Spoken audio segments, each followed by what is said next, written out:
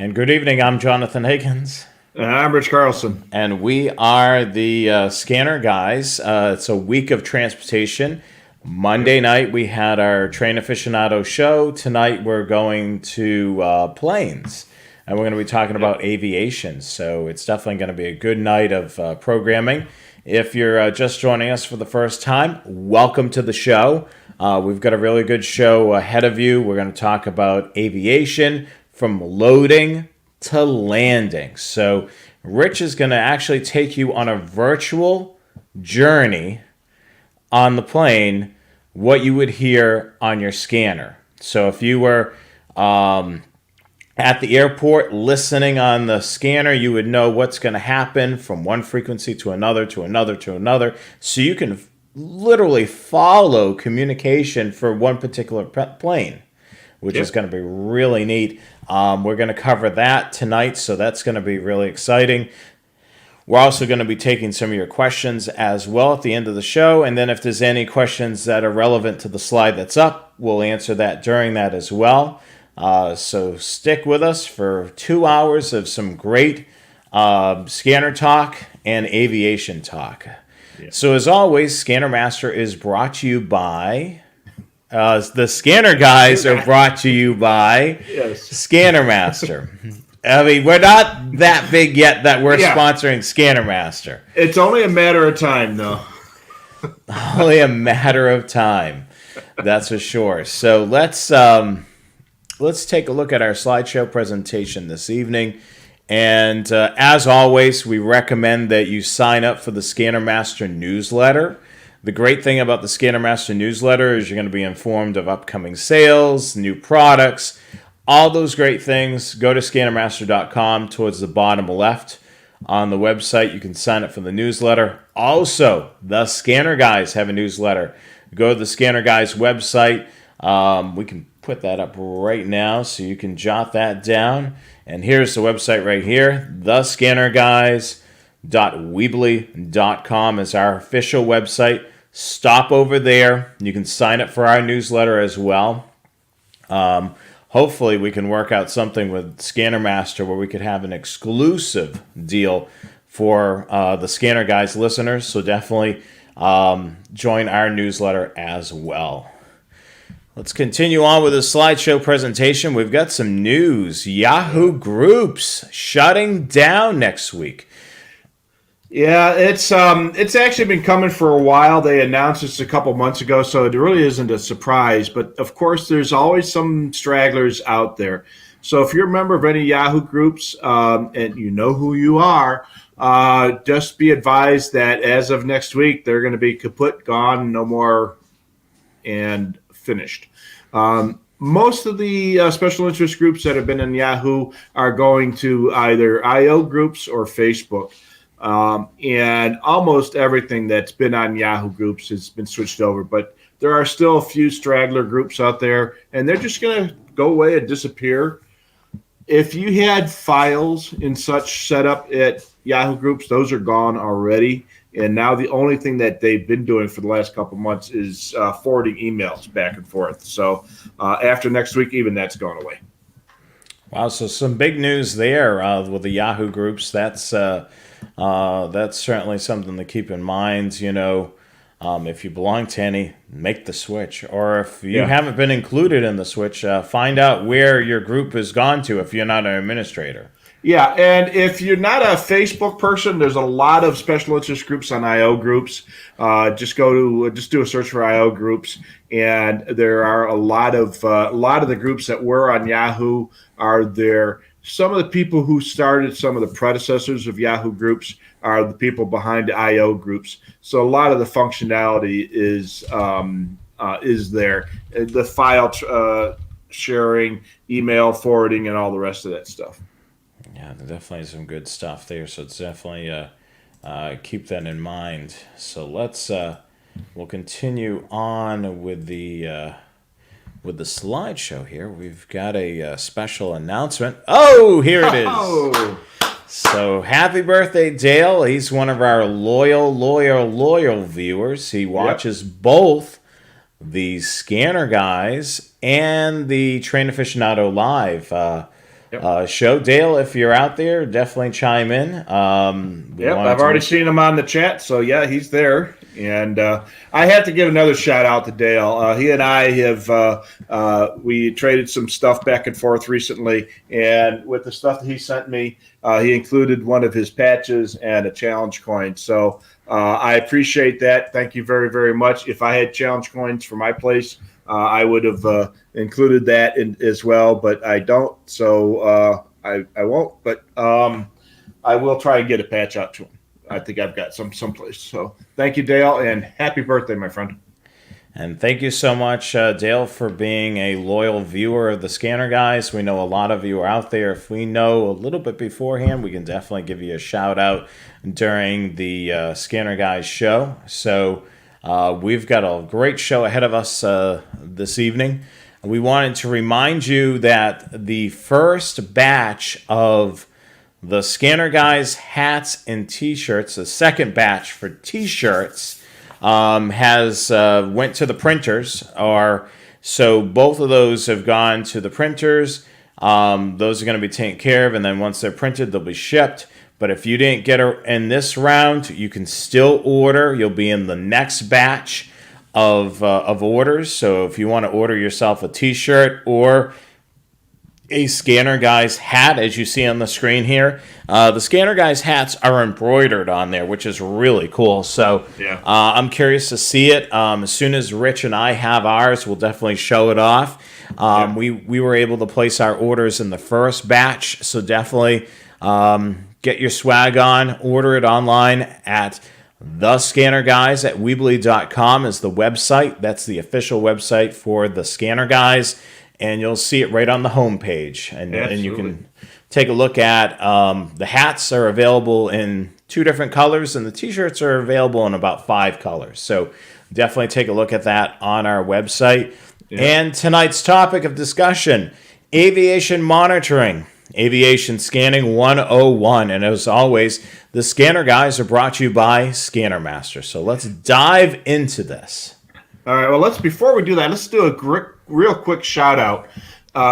Do you see Dave's comment at 2 after?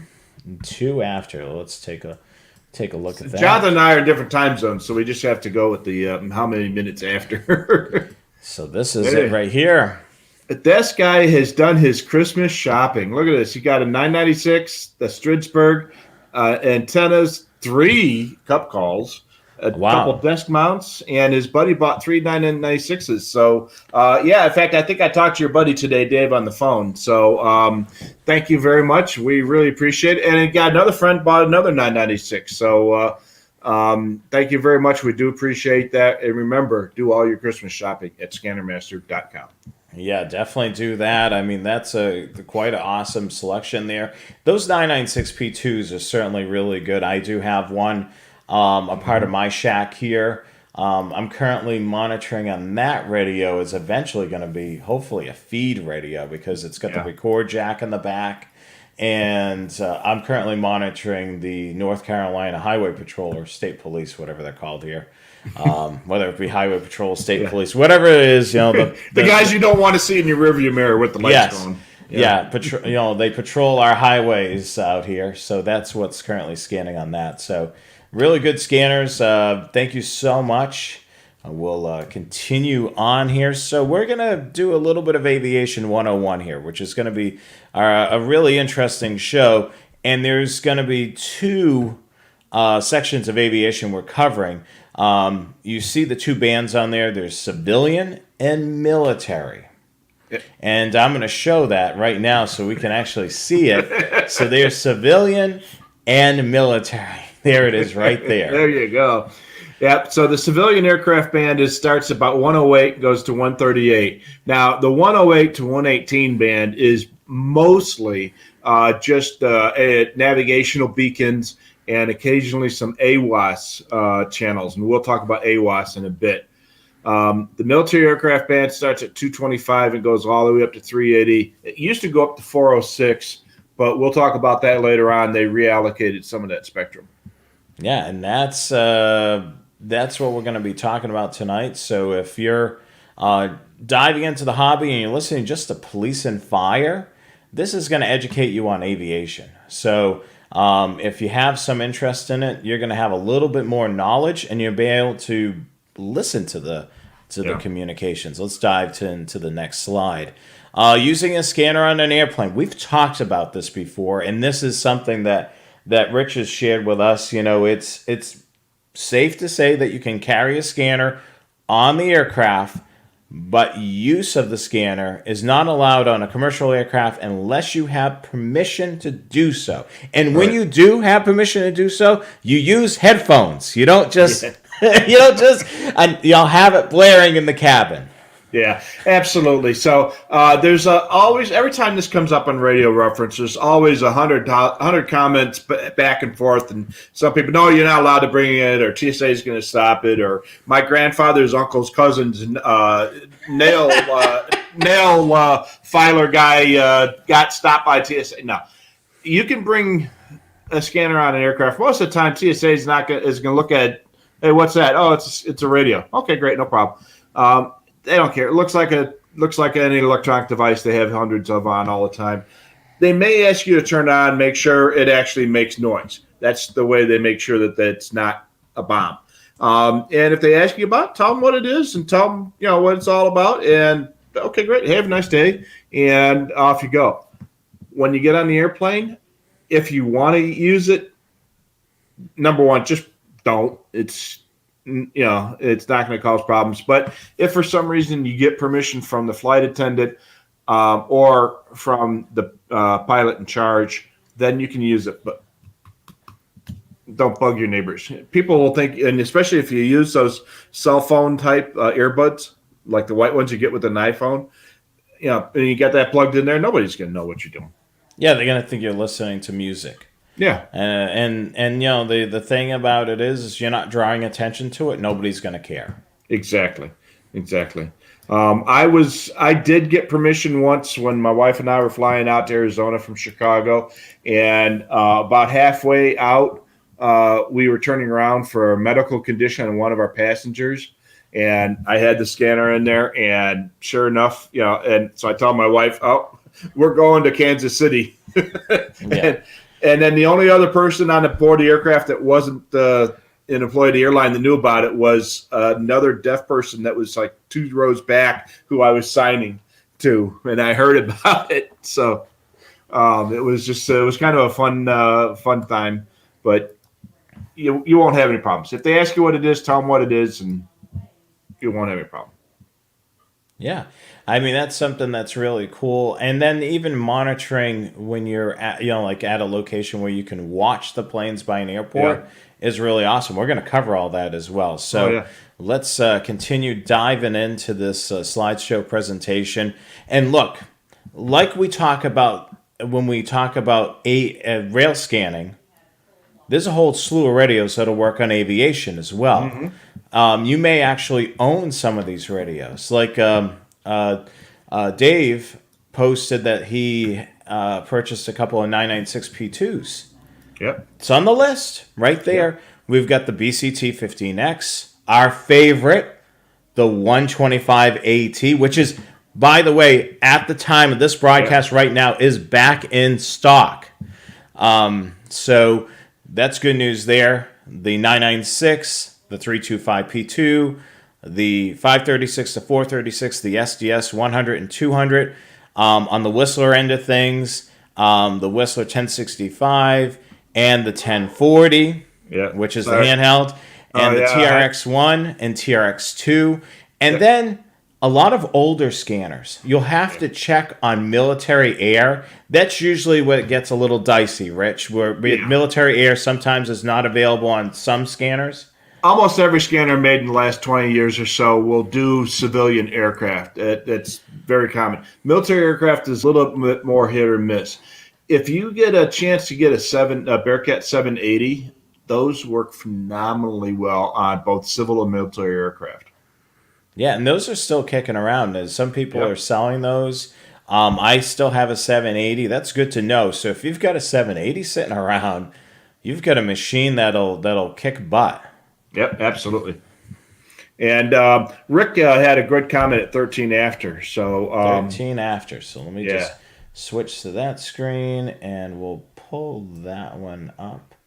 Rick, here we go. Yeah, there you go. There's the 138 to 144, and then 148 to 150. There are AM and FM military aircraft operations on both of those ranges, basically on either side of the 2 meter ham band. The Blue Angels, in fact, the ones that are on there, they often use was it 141.95, if I remember correctly. And there are a bunch of others, and you can find them on there anywhere. And sometimes they're AM, sometimes they're FM, and you'll find a lot of military stuff there as well. Which is really cool. Yeah, so that's a good note, Rick. Thank you so much for that. Anything else that we want to mention before we move to the next one? Nope. All right, so let me just pull that off, and then we'll go to the next one. All right, Rich. So there's a lot of stuff on this screen alone. Yeah. What? So these are basically the common radio channels, and this is what you're going to see on Radio Reference or on some of those websites where you could look at airport information, right? Yep, there's and you're going to find these on the charts. You're going to find them on all kinds of different websites that talk about aviation communications. And these are terms. If you understand what these terms mean, you will understand a lot of the stuff they're talking about. And obviously, they love their abbreviations and their and stuff. So you'll see that. And a lot of these are shortened out so that it makes it easier for the pilots and the controllers to spit this stuff out over the radio. So this is something that is going to be handy for frequency lookups, and also just listening on the radio. You're going to hear them refer to the jargon that you see on the screen here. So tell us a little bit about, I know there's a lot there. Tell us a little bit about each one. All right. So ATIS is, and they pronounce it ATIS, and it stands for Automatic Terminal Information Service. Basically what it is, it's a continuous transmission that tells aviators that, O'Hare Airport Information Alpha, and then there's letters. Each new information has got a new letter assigned to it. And it'll tell them what the current weather conditions are. Any, runway 17 is closed, or taxiway Delta is closed, or there's a problem here. Watch out for flooding on the taxiway. There's a crane that's 2 miles off runway 17. All that kind of information, stuff that the aviators need to know about what's going on around that airport. And when you contact ground and the tower to leave, or you're contacting tower for the first time that you're arriving, you have to tell them that you have information echo, or whatever the latest information you had, and that you've understood it. And if that's the current information, then the pilot would say, or the controller will say, "Okay, great, you're clear to land, runway 17 left." So that basically indicates to them that you've heard it. Yep. The other thing too is this is very similar to No Weather Radio, where it's a constant broadcast. Yeah. So this is a good channel to program in to make sure that your scanner is getting good reception as well. And also, James asked, is there a distance limit? I'm guessing that this is not a high power transmitter, is it? They're typically 10 to 25 watt transmitters, and they usually have an antenna on the top of the control tower or some other communication facility there. So the distance that you're going to be able to pick it up from on the ground is much more limited than the distance that the pilots are going to be able to pick up from, because remember, they got elevation working for them. And so line of sight in this case. Line of sight, yeah.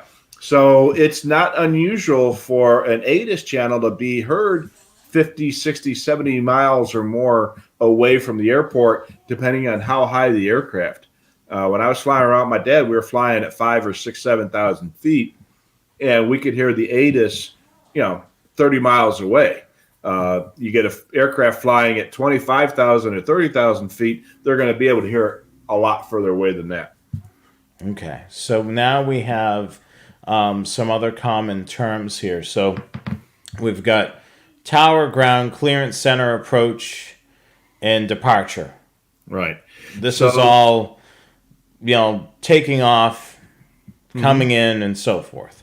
Yeah, so the tower channel is used for the control tower to talk to aircrafts that are either on or around the runway, have just taken off, or on their way in. And often times they're used to contact ground vehicles, cars and trucks that are on the airport, on and around the runways. There might be a police, airport police, or a maintenance facility or something like that. If they're working on or near a runway, they have to talk to the tower. Okay. Ground is by the ground controller, and the ground controller is the guy who's in charge of movements around the airport that doesn't involve the runway. So, Okay. yeah, I get aircraft you. and vehicles on and So, around the airport. so basically, anything that's going on that runway, the tower's communicating. Once the plane taxis off the runway, it becomes a ground issue. Exactly. Yeah. Okay. So, and that's where the separation is. Clearance, or clearance delivery, is the full name. A lot of times they'll just say clearance. That is a channel that some of the busier airports have, and that channel is used to coordinate flight plans. So obviously things can change from time to time, and they most of the time a pilot will file his flight plan before he gets in the aircraft. He'll do it on the internet or over the phone, but sometimes things change, and they get in the airplane and they realize that the weather is bad at their destination, so they need to make alternate arrangements. Clearance delivery will help them take care of that. And so now sometimes the clearance delivery is done by the ground controller at a smaller airport. Okay. Center is the air route control, traffic control center, and that is who is guiding an aircraft in between airports and after the approach and departure, or before departure, after approach. So the airplane will take off, will head to the runway on ground, take off on the tower channel, and then talk to the departure controller that guides the aircraft away from the airport, and then he'll be handed off to the center, whatever center covers that particular area, and then he may be handed off to the next center and to the next center. The U.S. and Canada is separated into chunks, a couple of 100 miles in any direction, and they have center controllers to handle each of those chunks. So if you're flying from Boston to Phoenix, you'll go from Boston Center to Chicago Center to Kansas City Center to Albuquerque Center, and then to the airport. Okay. Departure is used the same way. So approach is talking to the airplanes coming to the airport, and departure is used to talk to airplanes going away from the airport. And sometimes they're the same guy on smaller airports.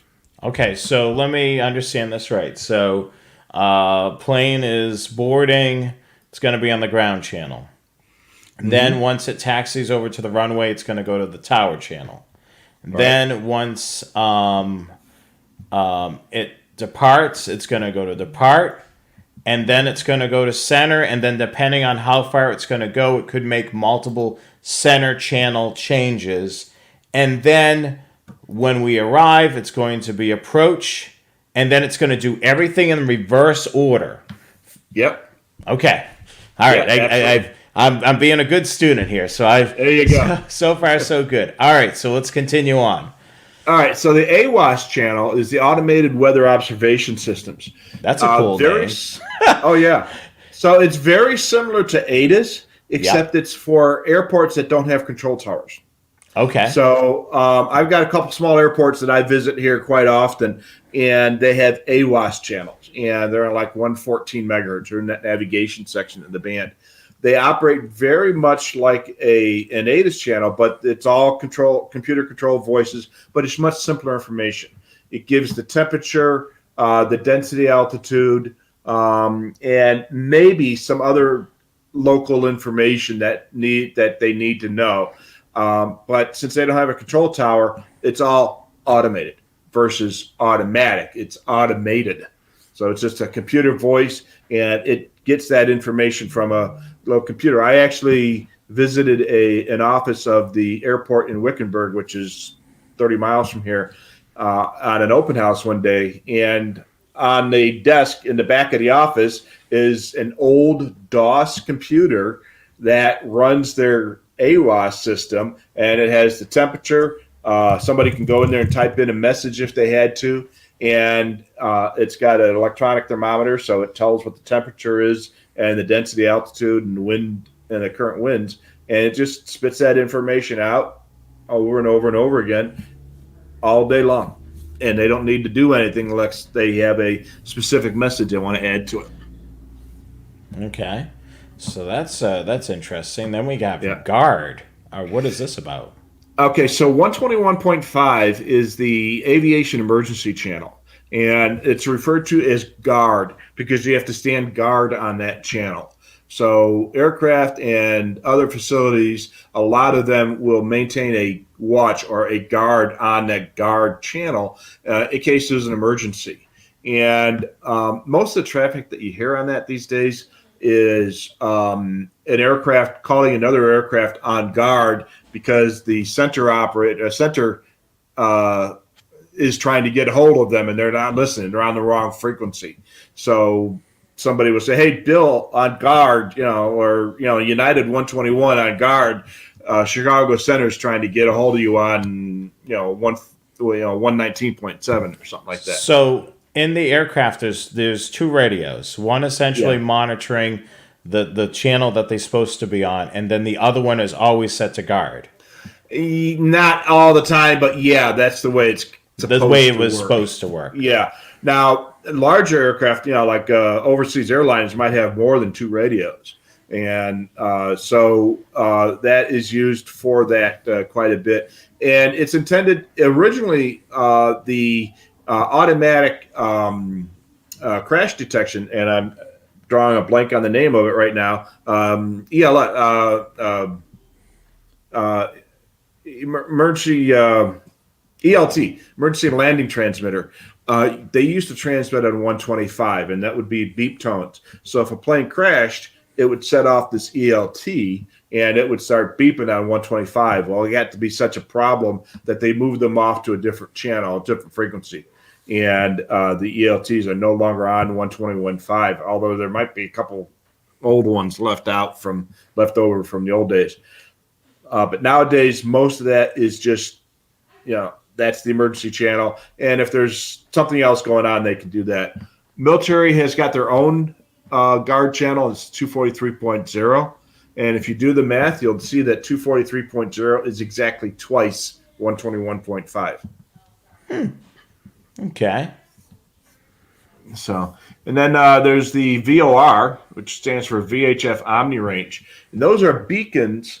They're great big huge beacons that have it looks like a traffic cone on the top, a 5-story tall traffic cone. Mm-hmm. And then a big platform or a bunch of little transmitters, at 36 of them surrounding it, so that and it'll give a cardinal direction, so that when you're approaching the VOR, you can see what your heading is relative to the VOR. And these are strategically placed a lot of times off the end of runways. So you'll go to a VOR, and then the runway is going to be 8 miles south of that VOR. And so most of the patterns will have you go to that VOR, turn south, and then go into the runway.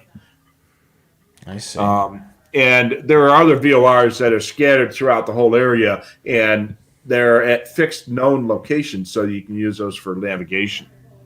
Okay. The ILS, Instrument Landing Service, those are directional beacons that are very directional antennas. Instead of being an omnidirectional antenna where the signal goes out in all directions, they're very directional, and they are used to help guide airplanes into the runway. And you'll get a needle on the aircraft, and if it's heading off this way, you got to turn that way to get the needle to line up perfectly straight. Okay. Flight service stations, those are used to provide information and in-flight services to aircraft. You'll get a hold of a flight service station for weather operations, flight plans, and such. Most of that stuff is done on the phone before a plane takes off, and but you can still contact them by radio at certain spots. Yeah, old style VOR directional antennas look like mailboxes. Yeah, because they're enclosed to protect them, and like I say, they're very directional. Unicom is probably the most interesting channel to listen to, especially if you like general aviation and small airports. I Okay. spent a lot of time. I'm happier spending a day at a small airport than I am at a big one, because you're going to see a much wider variety of aircraft. You go to Phoenix or Boston or O'Hare, and you're going to see 1,000 airplanes with one engine underneath each wing, and a bunch of little planes with two engines on the back, and that's pretty much it. There's General aviation, yeah, no there's no variety. variation, no Yeah, no variety. variety. Yeah. And it's all very professional. And just boom, boom, boom, boom. And yeah, it's like, okay, after 20 minutes or so and 50 aircraft, it's like, okay, it's the same thing. You go to general aviation airport, and you're going to see a wide variety of aircraft. You're going to see single engine. You're going to see dual engine. You're going to see biz jets. You're going to see helicopters. You're going to see gliders. You're going to, and there's a lot more interesting stuff. And they are not all professional pilots. They're Bill taking his airplane out on a Saturday afternoon and stuff like that. And so there's some variety and there's some interesting flying, let's say, going on at times. But Unicom channels is a Unicom is a utility channel that's often used at small airports, and they'll use it to talk back and forth, and they will self-guide each other into the airport. So if I'm flying out of Buckeye Airport, I'll be, Cessna 123 AB. I'm, leaving runway 35 at Buckeye, and then departing the pattern at 35 from 35 at Buckeye, or I'm 5 miles out for a straight in approach at Buckeye, or whatever what's going on. They'll announce their intentions, and they'll help coordinate with other airplanes in the area so that they don't cross each other up. So this is pretty much in place of some of the other frequencies that are typically at the larger airports. Yeah. So instead of a control tower, Yeah. they use a Unicom channel. They have no control tower. They're going to have a Unicom channel, and the pilots will then use that Unicom channel to coordinate amongst themselves. Busy airports also have Unicom channels, and that are, I'll get that one in a second. And they are used as a way to contact the fueler or the ice ramp or what have you. But at a small airport, that's what they got. And on small airports that don't have a control tower, or some airports that do have a control tower that close down at night, if you click on the microphone, a certain amount of times, it will automatically turn the lights on for a specified period of time. So sometimes it's 3 clicks, sometimes it's 5, sometimes it's 8, whatever it is. You click on the mic the specified amount of times, and it'll turn on the runway lights. And then after 10 minutes or 15 minutes or what have you, the lights will go off to save electricity. So it's, like I say, it's giving you pretty much the same stuff you're going to get at a big airport at a small one that doesn't have a control tower. Okay, so you're flying your plane, from one small airport to the other. I'm guessing when you plan your flight and you look at which we're going to look at later on, the mapping and so on, it's going to indicate how many clicks on that channel that you need to do to turn those runway lights on if you're coming in, whether it's foggy or at night. It's going to indicate that. So you're not trying to guess when you're getting there. Yeah, all that information is published. There's airport guides, there's FAA charts, there's all that. So that's not secret information. They make it very easy to find all of this information because it's required for aviation safety. Okay. So multicom is very similar to Unicom, but it can be used for a bunch of different stuff. So what a lot of people call Unicom is actually a multicom. So you get a small airport who has like 122.8 is the channel. Technically, it's a multicom channel because they use it to communicate amongst themselves as a CTAF frequency. They use that to coordinate activities. There's maintenance vehicles going to go out on the runway. They'll get on there multi-com and say, hey, look, don't land on runway 35 at Wickenburg because we're changing out lights on the runway and that kind of stuff. So multi-com, unicom, pretty much the same thing, and a lot of times they get jumbled up together. Okay. CTAF, or the Common Traffic Advisory Frequency, is either the unicom or multicom channel, or it could be the tower frequency when the tower is closed. Some medium-sized airports that are busy enough to have a control tower, but not busy enough to have the control tower 24 hours, will shut the control tower down at 10 o'clock at night. And they will use the tower frequency as CTAF, just like a small airport would use a unicom or multicom channel. So if the tower at Milwaukee Airport is closed, they will use the 119.9 tower channel, and it'll say Cessna 123AB approaching Milwaukee on base for runway 16 and so forth. The same thing he would use at a non-controlled airport, because no control tower, nobody there to guide him in. He's going to announce his intentions, and if there's somebody else in the area in which that might conflict with, they'll work it out amongst themselves. Perfect. All right, so we'll continue on. And here's some common frequencies that are to know, and it looks like we've seen a couple of these already. Yeah. 125, we've already talked about. That's GUARD, emergency channel, and then 243 is the military equivalent. 123.025 is a lot of fun to listen to, especially if you're in an area that has a lot of helicopters. LA, Phoenix, it's all helicopters all the time. And that is a busy channel around here. And when I lived in Chicago, it was busy there. It's busy in LA, busy in Las Vegas. If there's helicopters flying around, or more than one helicopter flying around, chances are they're using 123.025. Now, let me remember this correctly. So, breaking news event, you have the three main affiliates, NBC, CBS, and ABC, and maybe the Fox affiliate. Maybe they all have their own helicopter. When they arrive to the scene, if I remember what you told me in the past, one helicopter takes, the lead and then coordinates the other helicopters on this frequency. Is that right?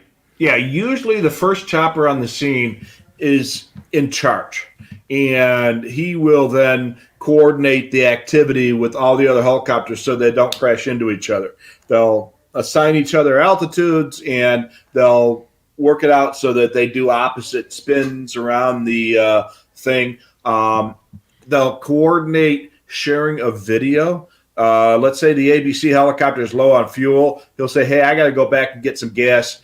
And the CBS side guy says, okay, I'll send you my video. And he'll send the CBS video to the ABC affiliates, so they'll still get it. They're competitors, but they're friendly competitors, and they work with each other.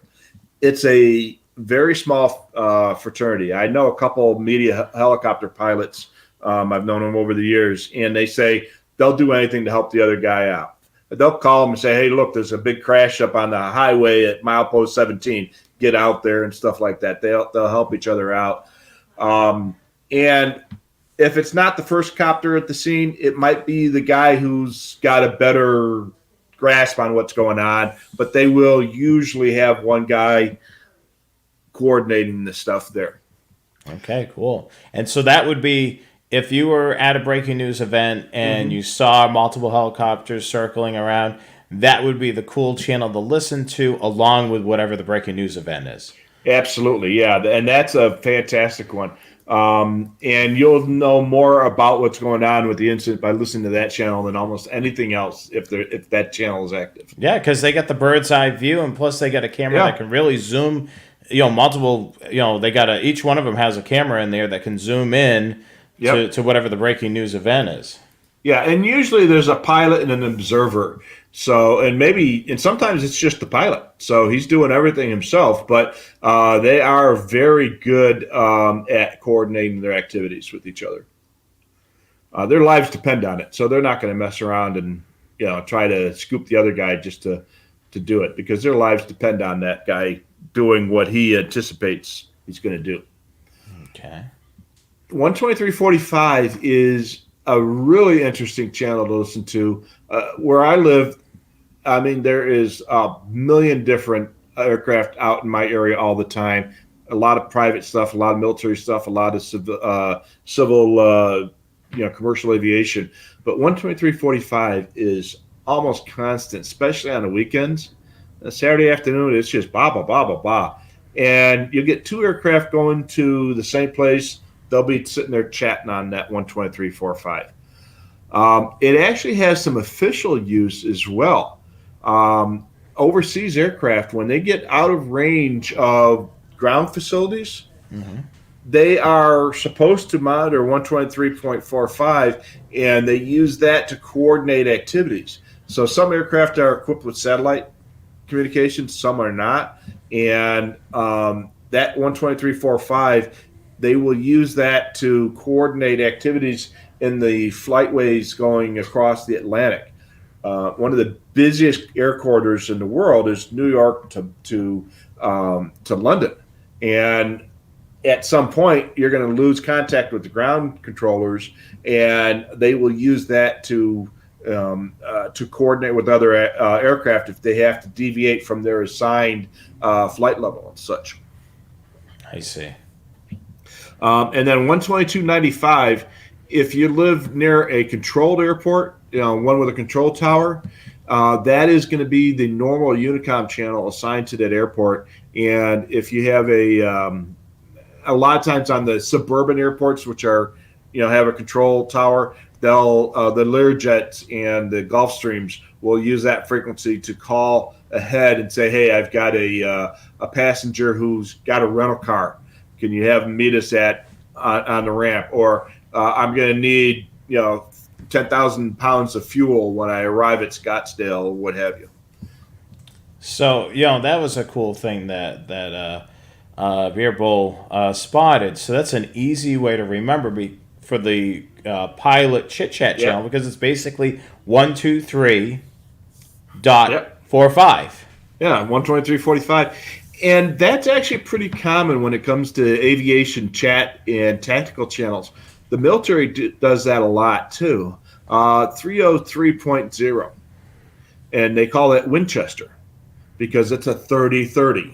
And that's the Winchester rifle was a 30-30. So 303.0 is 30-30. And there's a few other channels. 223.5 because that's or 223.0 I think is another one, because that's a common military cartridge size. I think there was also 357.0. They called that Smith & Wesson because that's that. And then there were a bunch of others like that that had names to it that they would use for tactical and chit chat. Now, David mentioned this about the police choppers. I'm assuming if there's a police helicopter there, they're going to be coordinating with the media as well. Yeah, absolutely. So they're all going to be on 123.025, and even the police choppers, and they will coordinate with the media. Obviously, the police might have some additional say over what's going on.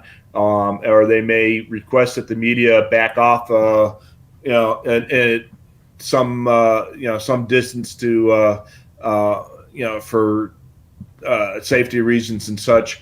But yeah, the police choppers will work with the media choppers on that frequency. Wow, so that's definitely so it's not everybody's going to be on there, which is going to be awesome. Also, we'll address this real quick. Les, I'm sure we have a slide that's going to talk about this. So, Radio Reference is going to be a good source. And then also some of those other websites we're going to talk about later on in the program is a good place to look at that. So we'll get into that, Les, a little later on. Right, Rich? Absolutely. All right. So we'll continue on with the slideshow here. So let's take a look. So we're going to take a deep dive into those uncontrolled airports. And let's take a look at this slide here. And we're using our favorite town, Mayberry. Yep. And so, Rich, this is where, if I understand this correctly, there's no tower present.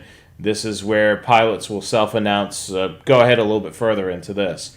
Yeah. So at an uncontrolled airport, in this case, it's Mayberry. They got one runway or maybe two runways, and it's meant for small general aviation type of stuff. And this is your Saturday afternoon flyers and your parachute groups and things like that. And they're going to use a unicom or a multicom channel.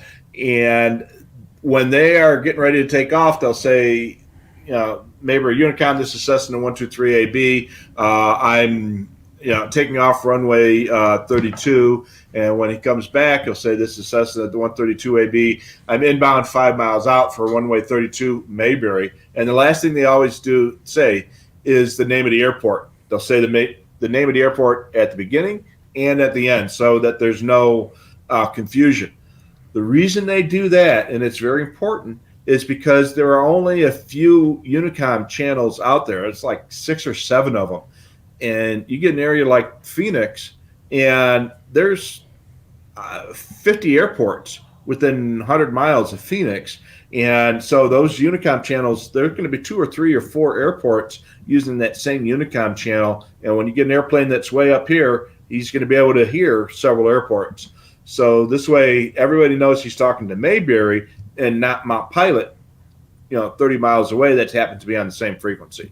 I get you. So it's very important that, and the other thing for them to speak clearly on the radio as well. So we know so other planes out there know what's going on. That makes perfect sense. It was originally back when radio ratings weren't done electronically. It was done through documentation.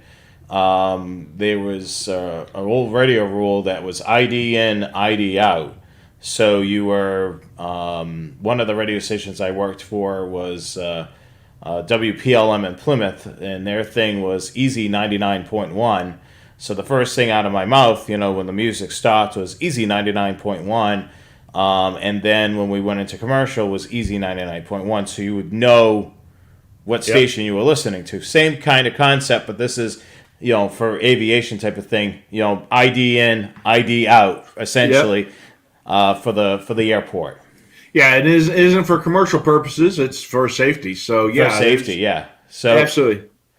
Well, that is awesome. So we'll continue on here.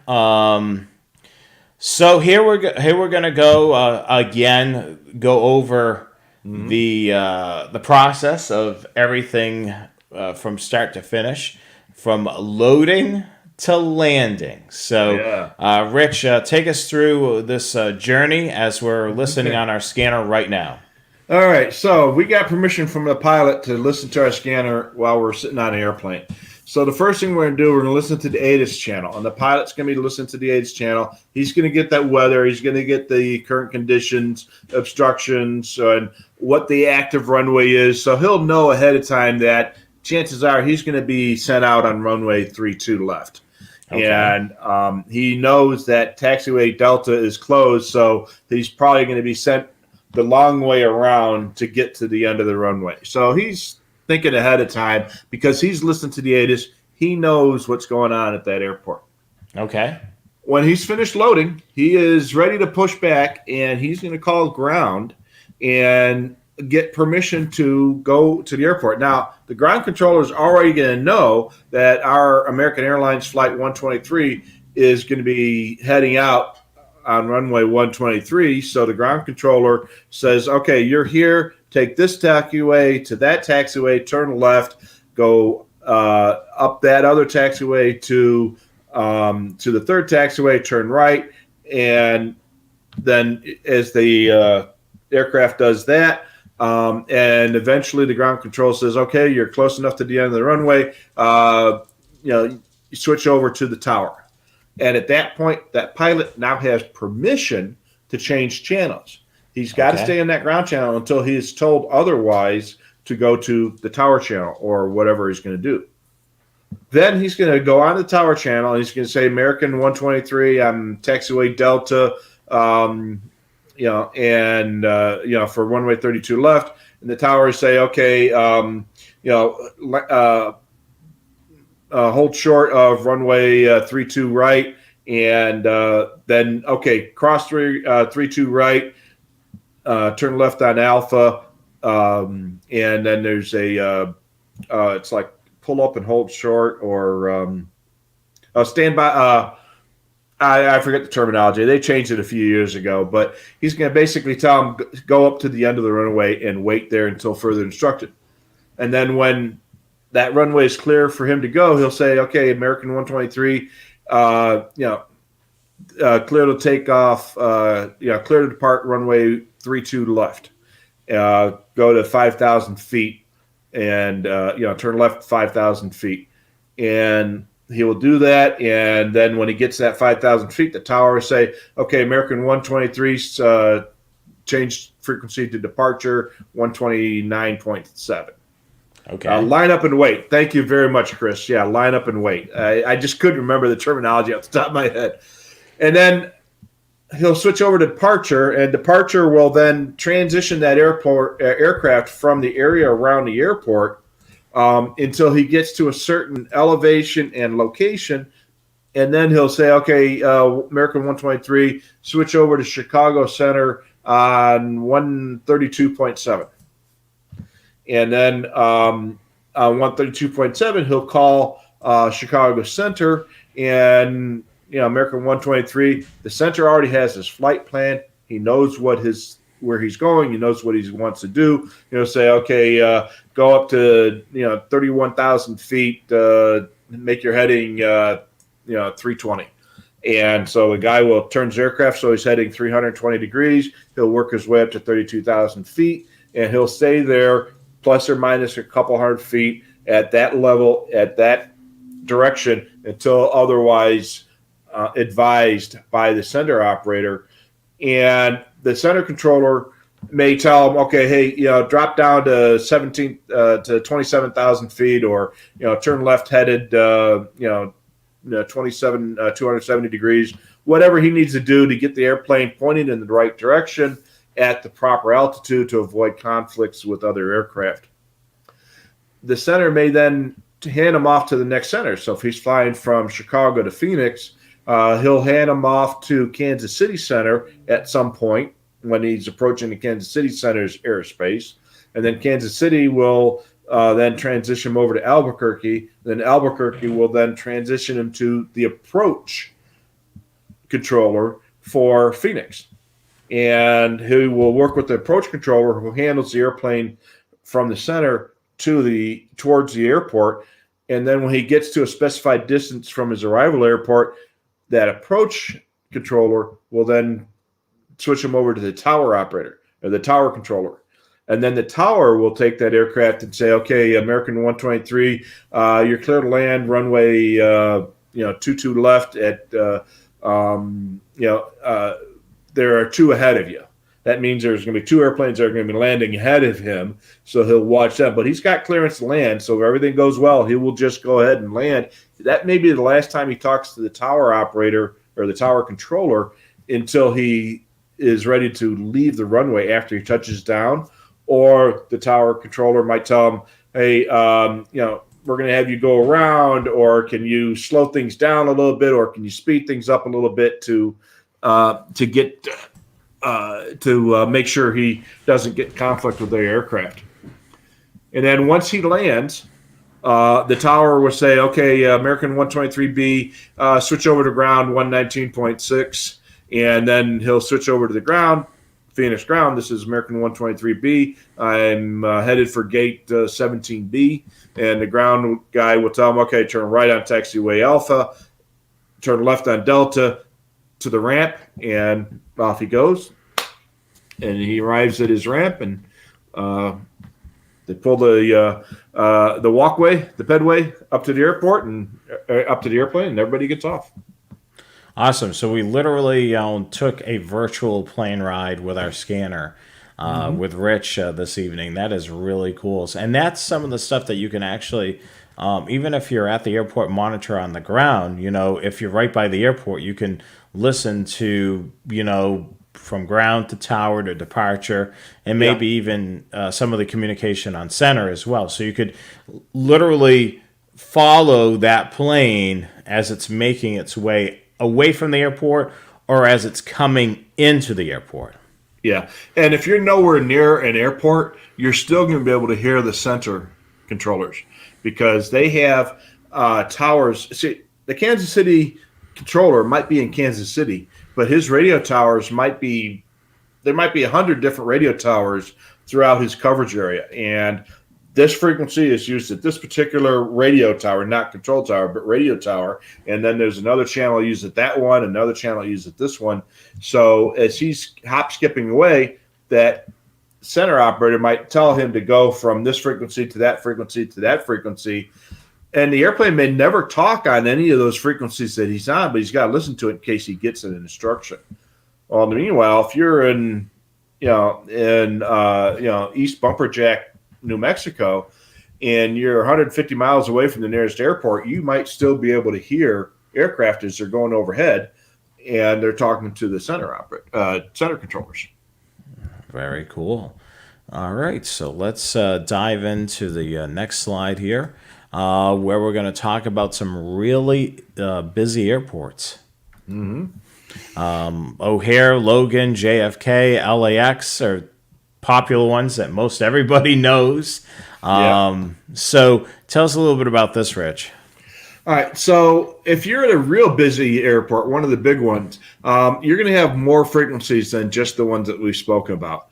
Some of the big ones O'Hare, JFK for sure, have ramp controllers. And it's basically a small controller tower, but instead of the runways and taxiways, that ramp controller is in charge of a specific area around the ramp and where the gates are and such, so that they could coordinate airplanes coming into and out of that ramp to avoid conflicts. I know a guy who is a ramp controller at O'Hare, and he's got a spot, an area that he's in charge of.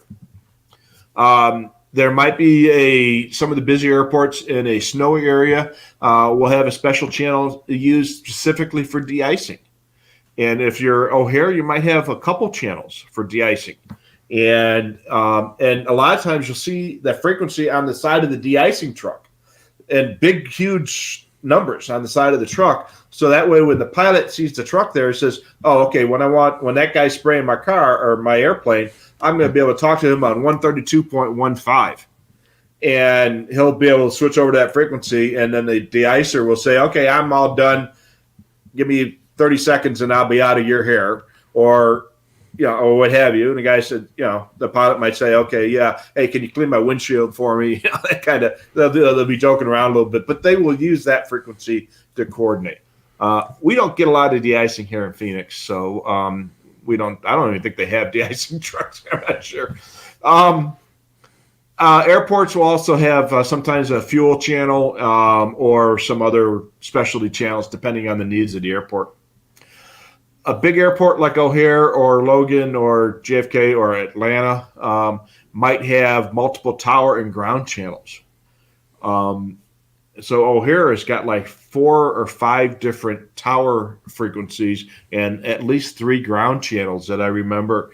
And it's all done by sections of the airport.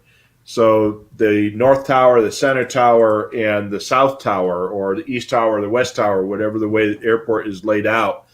Sometimes you might have one tower frequency for one runway and another tower for the other 2 runways, or whatever the specifics are for that airport, and they'll be identified as such on the charts.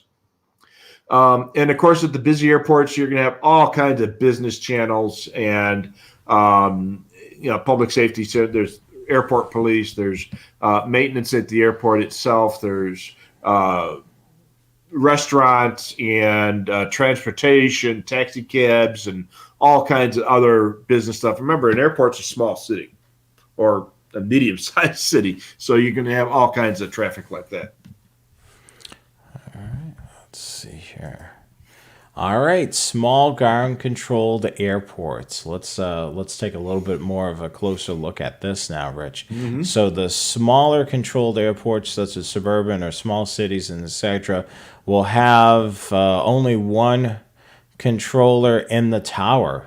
So with these larger ones, there's multiple people in the tower. Is that right? Yeah, absolutely. So you get a small airport, like there's an airport not too far away here called Glendale. And it's a small one runway airport. And it's just barely busy enough to warrant having control tower. Okay. And one of the other reasons they have a control tower there is because it's only 10 miles away from one of the busiest Air Force bases in the country. And they have a control tower there to guide airplanes in and out of this small airport and to help keep them away from the Air Force base.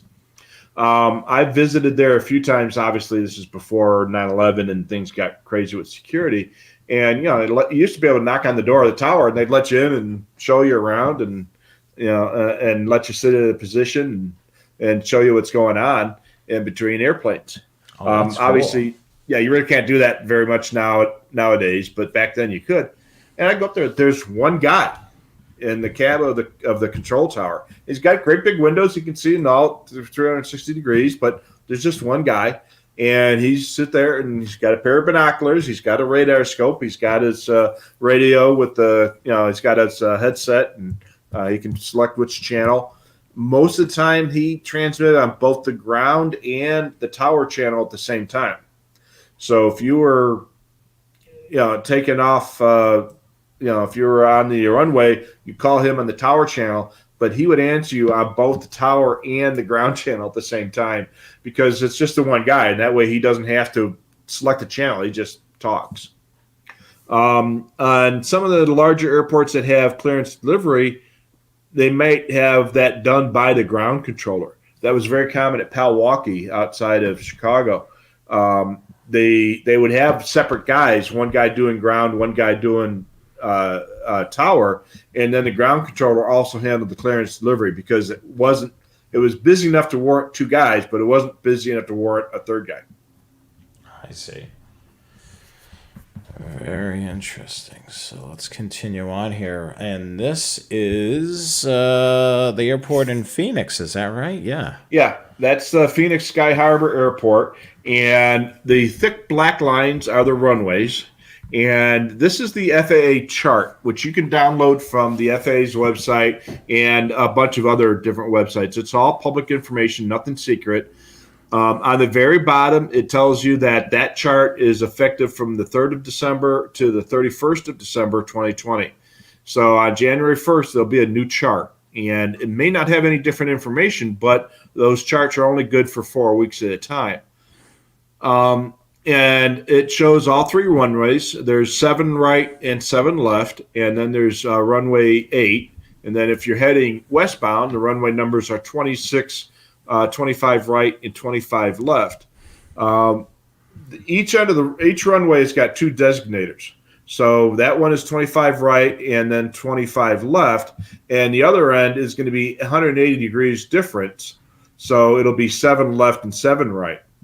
So if you multiply the runway designator by 10, that's the approximate degrees of the compass degrees. And you'll see on the runway, if you look at 25 right, and just to the left of the end of the runway, you see where it says 260 degrees.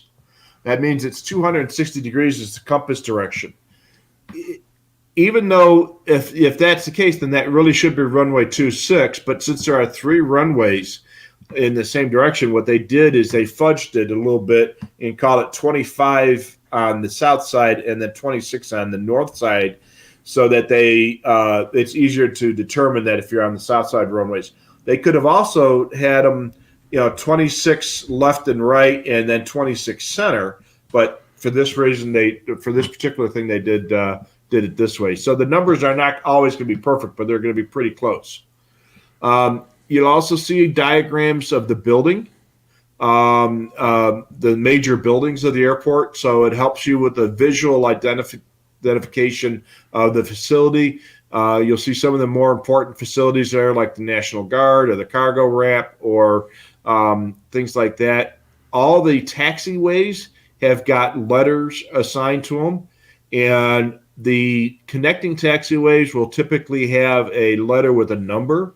So if the main taxiway there is D for Delta, and then the little connectors are going to be D1, D2, D3, that goes all the way up to D13. And you'll see the same thing for the E taxiway and the F taxiway. The main taxiway has got a letter, and the little connectors have got letters with numbers on it. And those brown things with the circles and the squares, those are called hotspots. Those are areas that are of particular concern for ground collisions with aircraft. So those are places where you are supposed to be extra careful. Keep your eyes out, keep your head on a swivel, and make sure you watch for other stuff going on. And you'll notice that like that hotspot 2 there, if you take a look at taxiway G6 and G7 and then F9 and F10, they're kind of at angles coming to the runway, going from the main taxiways. Those are called high-speed turnoffs. So an airplane can turn off the runway at a slightly higher speed to get off the runway quicker, and then they have to slow down, when they get on the taxiway. So there's a certain speed that they can turn off on a taxiway. On a high-speed turnoff, they can go a little bit quicker as they're turning off to clear the runway. And the other thing is on here is they're going to identify the elevation at the ends of the runway. So that's elevation 11 at 11 at the west end of the runways, 1126 at the west end. And then there's always a field elevation. If you take a look in the upper right where it says field elevation 1135, that is the official elevation of the airport, and that's what's published as the elevation, and that is the official, and that's what you use to set your altimeter on. Upper right corner of this particular chart is where all the frequencies are listed. So you have the ATIS channels, you have the tower channels, and you see how the tower channels are, there are several of them. 120.9 and 254.3 are used by runway 7 left and 25 right, as well as 7 right and 25 left. And then they use 118.7 and 278.8 on the other runway. You notice that they have both civilian and military frequencies listed here. Same thing, you have a north ground control and a south ground control. And there's a clearance delivery channel for both VHF and UHF. And there's a lot of other information on the tower. If you're listening to aircraft, get the chart for your particular airport. You can just download them from the FAA website. Now you've got small airports versus large airports. So you take a look on the left, and that's the Mid-Carolina Regional Airport in Salisbury, North Carolina. It's got a runway, and that runway is 5,500 feet, and it's 100 feet wide. They've got a couple channels. They got an AWAS channel, a common traffic air frequency or Unicom, and a clearance delivery channel. So it's a decent airport, but it's not particularly complicated, and it's pretty simple to figure out. They've got a runway. You can go north or you can go south, and all depends on the wind. And they got a frequency you talk to on 122.725, and that's how you communicate, and it's pretty simple. And then you look on the right, and you see O'Hare, which, contrary to popular belief, O'Hare is still actually the busiest airport in the world if you count airplane movements. There are more people who fly in and out of Atlanta, but there are more airplanes that fly in and out of O'Hare. So depending on your definition of the busiest airport, O'Hare is the busiest airport. Look at all the runways. They've got 6 runways that run east and west, and 2 runways that run to the northeast and southwest. And up until a couple years ago, they had two more runways that ran to the northwest, southeast, which they've decommissioned them after they built all these east-west runways. So this is a big airport. They got 8 active runways. And some of those runways are 200 feet wide. Some of them are 150 feet wide. They go up to 13,000 feet long. There's 1,000,001 frequencies listed there on the upper right. All kinds of warnings and a whole bunch of hot spots. You notice there are no hot spots at the Mid-Carolina airport, but there are 4 of them listed at O'Hare. It's just a whole nother world. Flying in the front seat of an airplane going into O'Hare is an adventure. I've done that one time with my dad, and I tell you, we were both nervous as all hell just flying into the airport in a Cessna 172 RG. So, yeah, you can do it, but they don't recommend it. And so, again, a ton of information on these charts. Yeah, it certainly looks that way. I mean, just to compare one airport versus the other, yeah, it's very simple. Just looking at those, the path to get to the runway, it's just an A, B, C, D. Very simple. With the Carolina one versus the O'Hare one, there's a lot of maneuvers. Yeah, you basically have one parallel taxiway that parallels the runway, and then a couple places where you can get on and off the runway, and then that's pretty much it. And they've got a bunch of hangars, and and they've got a terminal, so they might have some sort of commercial air service there if they've got a terminal. If not, it's just used for business activity. But it's a very simple airport, and it's probably a lot of fun to fly in and out of, even if you're just a Saturday flyer. O'Hare is not a lot of fun to fly in. It's busy. It's a lot of stuff to listen to watch and to see, and it's just it's a confusing mess if you don't know what you're doing. Wow. So that kind of wraps up our aviation discussion, Aviation 101 this evening. We are going to just remind you of a couple of things, and then we'll get into your questions and comments. So stay right here. It's about 12 minutes after hour number 2 on this live show. We want to remind you about stupid scanner tricks. If you've got your stupid scanner tricks, send us an email. We love to see photos, hints, and tricks. Email thescannerguys@gmail.com, thescannerguys@gmail.com.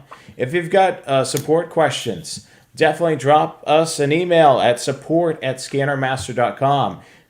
The Scanner Guys email is not monitored 24/7, but support is monitored during the week, Monday through Friday. So definitely, if you've got a support question, you want to send it via email, support@scannermaster.com. If you're looking to talk to someone over the phone, give Scannermaster a call at 1-800-722-6637. That number again is 1-800-722-6637. And we're open Monday through Friday from 10 a.m. to 4 p.m. Eastern Time. And then, of course, the website, shop it 24/7 at scannermaster.com. And our next broadcast, we're going to have Phil from the Scanner School back on the show. He will be on 8 p.m. Eastern Time, 5 p.m. Pacific. He's going to be talking about SDRs, and that's Wednesday, December the 16th. So make sure you tune in. Phil will be joining us. He is scheduled to be on. He was supposed to send me an email towards the end of the day to confirm everything, but he hasn't. So we'll make sure that he's on board for next week's show. So that should be a good one. Definitely tune in Wednesday, December the 16th. And we just want to remind you once again, the Scanner Guys are selling their swag, so hats and t-shirts. Our first batch of hats are being printed right now, and the second or third batch of shirts are going off to the printer, but you can start up another batch just by placing an order through our website, The Scanner Guys at Weebly.com. That's The Scanner Guys at Weebly.com. Grab your Scanner Guys swag and order it through our website. Portions of the proceeds do benefit the show. for us to do upgrades to equipment and so on. So we appreciate that. As always, it helps certainly keep some of the lights on here. And make sure you join Train Aficionado live next month in 2021, Monday, January the 4th, 8 p.m. Eastern Time, 5 p.m. Pacific. And make sure you like the Train Aficionado YouTube channel. We will have a new season of Train Aficionado Live starting January the 4th of 2021. So hopefully you tune in. And make sure you follow, like, and subscribe to their social media, Facebook, Twitter, YouTube, and Instagram. And as always, make sure you follow, like, and subscribe to Scanner Master on Facebook, Twitter, YouTube, at Scanner Master Co. And make sure you subscribe to their YouTube channel. And don't forget to subscribe to our YouTube channel. You're watching it right now. Hit that subscribe button and hit the bell for notifications. And then scoot over to Facebook, Twitter, YouTube, of course, you're on it already, and our Instagram. And make sure you follow, like, and subscribe to there. Now it's time to answer your questions about the related topic that we spoke about or anything that's on your mind right now. So post it in the comments right now. We'll try to answer all your questions live right here on the show. All right. Well, the first one, Chris is using his Pro 164 for his local airport. Yeah, the 164, you don't need the latest, greatest scanner for aircraft. So as long as it picks up the AM aircraft band, you should be good. And let's see here. Got a bunch of check-ins from a lot of our regulars. We got lots of comments, so we're just going to say hi to everybody who has checked in, and thank you very much for checking in.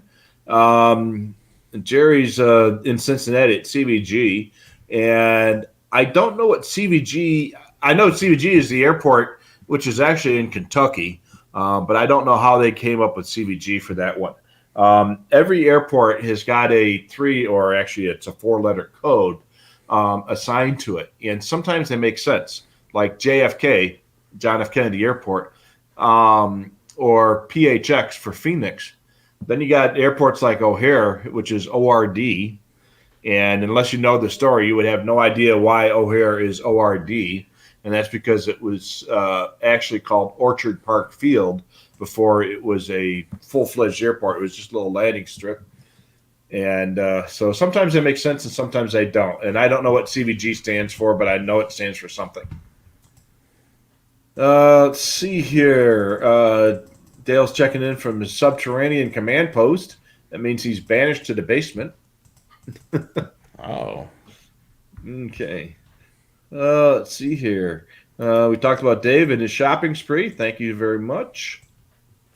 Rick is in southeastern North Carolina, home of a lot of military aircraft communications. Yeah, there are certain areas that are really heavy with military aircraft. Phoenix is huge with military aircraft. We've got a huge Air Force base on the west side of Phoenix. We've got Air National Guard operations at the Phoenix airport. There's a huge Air Force base over in Tucson, which is 100 miles away. And we're surrounded by MOAs. My house is actually in the boundaries of a MOA, which is a military operating area. So I got F-35s and F-16s flying over my house all day long. And we sit out in the swimming pool. We're like, oh, there goes another one. Yeah. So I get a lot of military aircraft activity here. I get close call hits when they're flying by too. Let's see here. But buddy Joe, I haven't talked to you in a long time.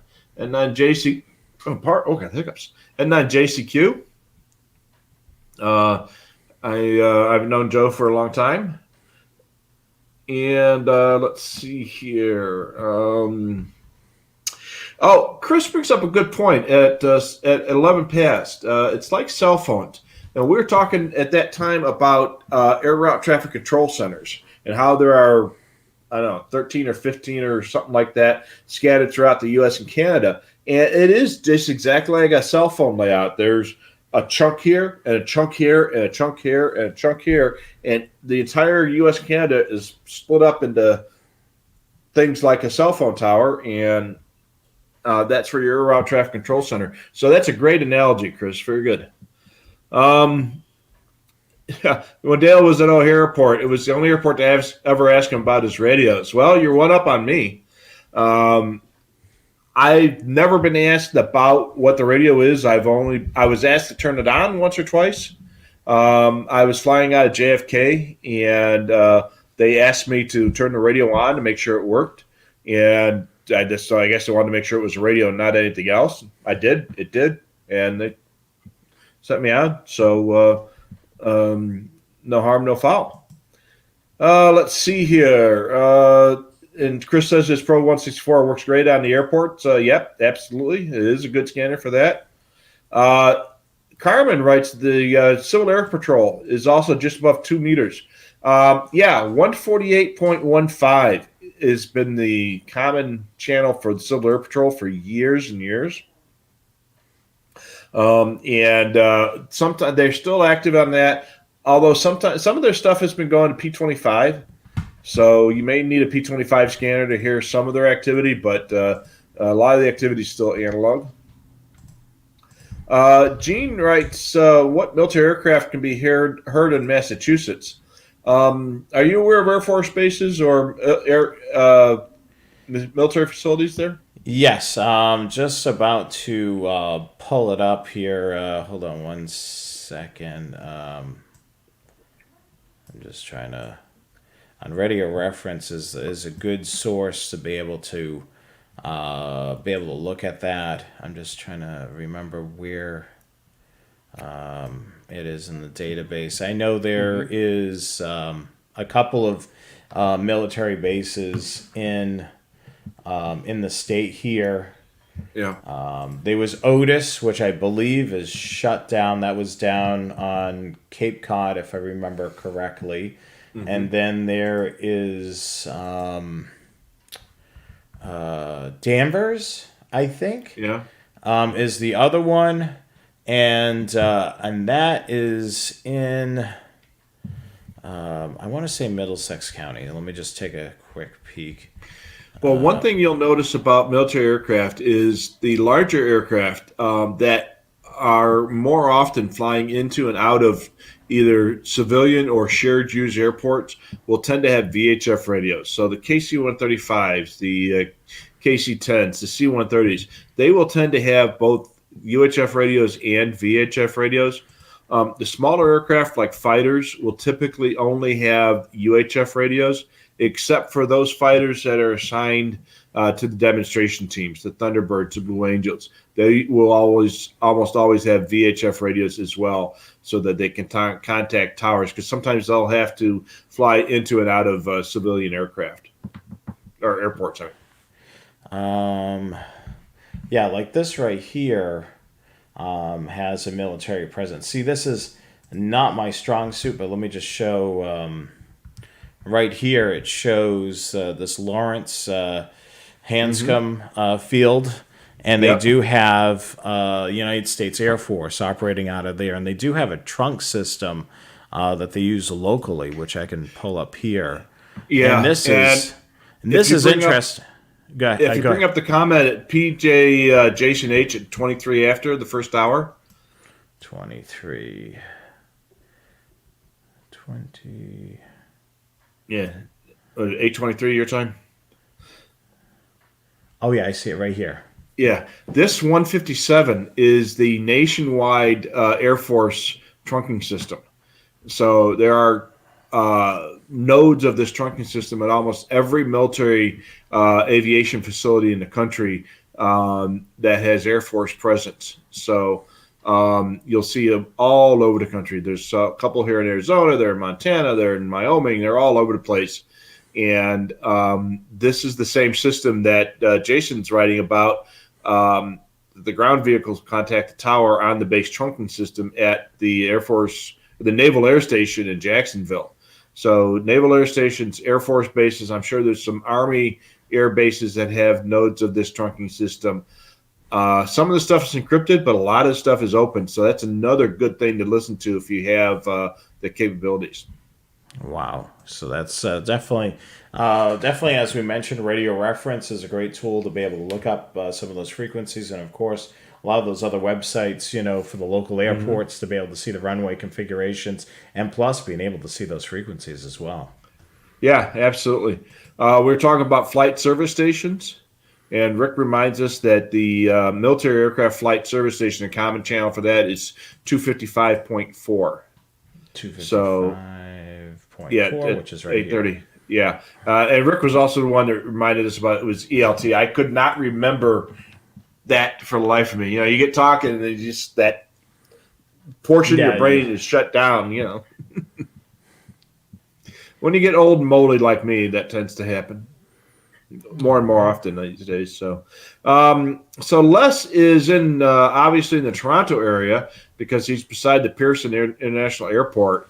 I flew into Pearson once during a raging snowstorm, and it was crazy. And I was like, "There's no way they're going to let us land at this airport." And I'm looking, you could barely see, but no, we landed just fine. So, of course, being Canada, they know how to deal with snow a lot better than most other places. But he can see the planes landing, and his question is, where can he get the channel listings that for that airport? So in the States, you get that from the FAA website. And you can also, of course, get almost everything you need to know from Radio Reference. But there is, I think it's called Transport Canada in Canada, that you can get the airport diagrams for Canadian airports. Just Google around, you'll find it. It's all over the internet. They don't hide it. It's easy to find. Let's see here. Runway lights, we were talking about that. You click a couple times to turn on the runway lights, depending on the airport. He's near Barrie, Ontario, so he can hear some of the military aircraft stuff up there. Les can. Alicia listens to military aircraft. Yeah, it's a lot of fun to listen to. And Morris, a great comment here at 38 after. Some airports have public observation areas open in the daytime. So yeah. In fact, just on Saturday this weekend, I spent a couple hours at the airport in Deer Valley, which is the busiest general aviation airport in the country. And if you've ever seen the documentary 16 Right, it's about a very busy general aviation airport in California, LA area. And they say that's the busiest, but Deer Valley has got half again as much activity as the one in California. So there are two humongous flight schools there, and it is the main reliever airport for Phoenix on the north side of Phoenix. And it's extremely busy, and they've got a big patio on the second floor above the restaurant and terminal building that you can sit on, and it's great. And they even got speakers where you can listen to the radio, the air traffic controller, the ground controller up there. Palwaukee Airport, Chicago Lang Executive Airport in Chicago area in Wheeling, they have the same thing. They have an outside parking area with bleachers and a radio. Las Vegas has got a really nice parking area where you can watch airplanes. So a lot of airports have that, and it's a good thing because people are going to try to find a place to watch airplanes, and better have them in an area that's safe and contained, and they can even watch. Watch with the cameras. So this is the view from the air patio at Deer Valley. I took this picture on Saturday. So it's great, and you can see the two runways in the background and the hangars behind that, and the tower is just to the left. And that flat spot on the hill is a water tank in the background. So they chopped the top of the hill to provide better clearance for the airport, and they put a water tank up there. Wow, that's cool. Yeah, you can definitely tell it's been chopped. Yeah. You see the road going up there. That'd be a great place to watch airplanes, but I don't think they'd appreciate that. No, I don't think so either. Yeah. So let's see here. Dale writes at 39 after, we were talking earlier about the media helicopters coordinating with law enforcement helicopters. Typically what they'll do is the law enforcement helicopters will be at a lower elevation for tactical reasons, and they'll arrange for the media to be X amount of feet above them to keep them out of the way of the tactical operations and keep everybody safe and let the police do what they need to do. So, and again, it's all coordinated. And then Jim writes the next comment down about 123.05 or 025 for medical helicopters. Because a lot of times medical helicopters will have to be landing at sites or at scenes that are involving other helicopters, so they'll communicate. All right, so there's a BizJet leaving Deer Valley the other day, and there he goes, taking off like a rocket sled. And that's all from that patio, Deer Valley. So if you're in the Phoenix area, go to Deer Valley Airport. It's at 7th Avenue and Deer Valley Road. And you can walk right through the terminal door and out the back door of the terminal. And there's some steps right behind where I'm standing when I took the picture. And off you go. And like I said, I can spend all day there, and I have. Didn't we do a live show from there once? I can't remember if we did or didn't. I think we did an impromptu show there once. Yeah, there it is. Look at that. That's pretty awesome. Yep. So NY Pixels at 39 after writes, the lower Hudson Bay near the Statue of Liberty, they have 123.5. There is a corridor for general aviation along the Hudson River. And I believe that 123.5 is the channel they use to coordinate general aviation activity along the river. And that's to keep the aircraft, general aviation aircraft, from overflying the city. And so they fly them up and down the river. And there are a few places with special air corridors like that. If you've ever flown into or out of Washington Reagan National Airport in near Washington, D.C., they have a very strict and very well-defined flight path in and out of that airport, especially since 9/11, to prevent aircraft from overflying D.C. itself, the Pentagon, which is not too far from the airport, and other sensitive facilities. So only certain aircraft are allowed in there. You have to have a flight plan. You have to be basically pre-approved to land there. And you have to fly a very specific path. And it's not a straight in. It's one of these type of things at very specific altitudes. And if you can't comply, you can't land. So they closed that airport for quite some time after 9/11, even after all the other airports opened, until they came up with those specific requirements. And I have flown in and out of there a couple times. It's interesting going in and out of it. But what it does is it makes for some great places to watch airplanes. Pearson Airport crash trucks and fires are encrypted, so you can't follow them. Mississauga Fire goes through there. They patch to it. So when they do have something in there, then you can listen to the patch. So, yeah, unfortunately, a lot of the airport trunking systems do use encryption. Let's see here. Screen went blurry. Hopefully your screen came back, Alicia. We were talking earlier about the media choppers assisting each other. So Dale's selling us that the WCBS chopper sometimes he does the Fox shots in New York City. Sometimes they have formal agreements between television stations or networks to share video, either on a regular basis or when their chopper is down or their pilot is sick or something like that, and they will be able to share the feed from the other guys. Sometimes it's done on an ad hoc basis. When I lived in Illinois, a couple of the choppers flew out of Pewaukee Airport, and I would hear them talking, hey, you know what? We got a maintenance issue on our chopper. Can you share your feed with my station for the day? And anything that copter fed went to both stations, and they'll return the favor. Yeah, I mean, we had one of our when I worked in Boston with the traffic company that was out there, we were a part of the broadcast side of things with WBZ 1030, and that helicopter was the WBZ traffic reporter and also the WRKO traffic reporter.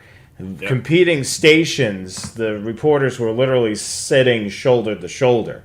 So they were using the same thing. And the other thing too is the television end of things would use the video, but not, they would have their own reporter doing voiceover for the television station side of things. So a lot of times these television traffic reporters, helicopters in these larger markets are feeding multiple stations or using different portions of it, whether it be the person that's in the helicopter for the radio side of things, and then on the TV side of things, they're using the video portion of it.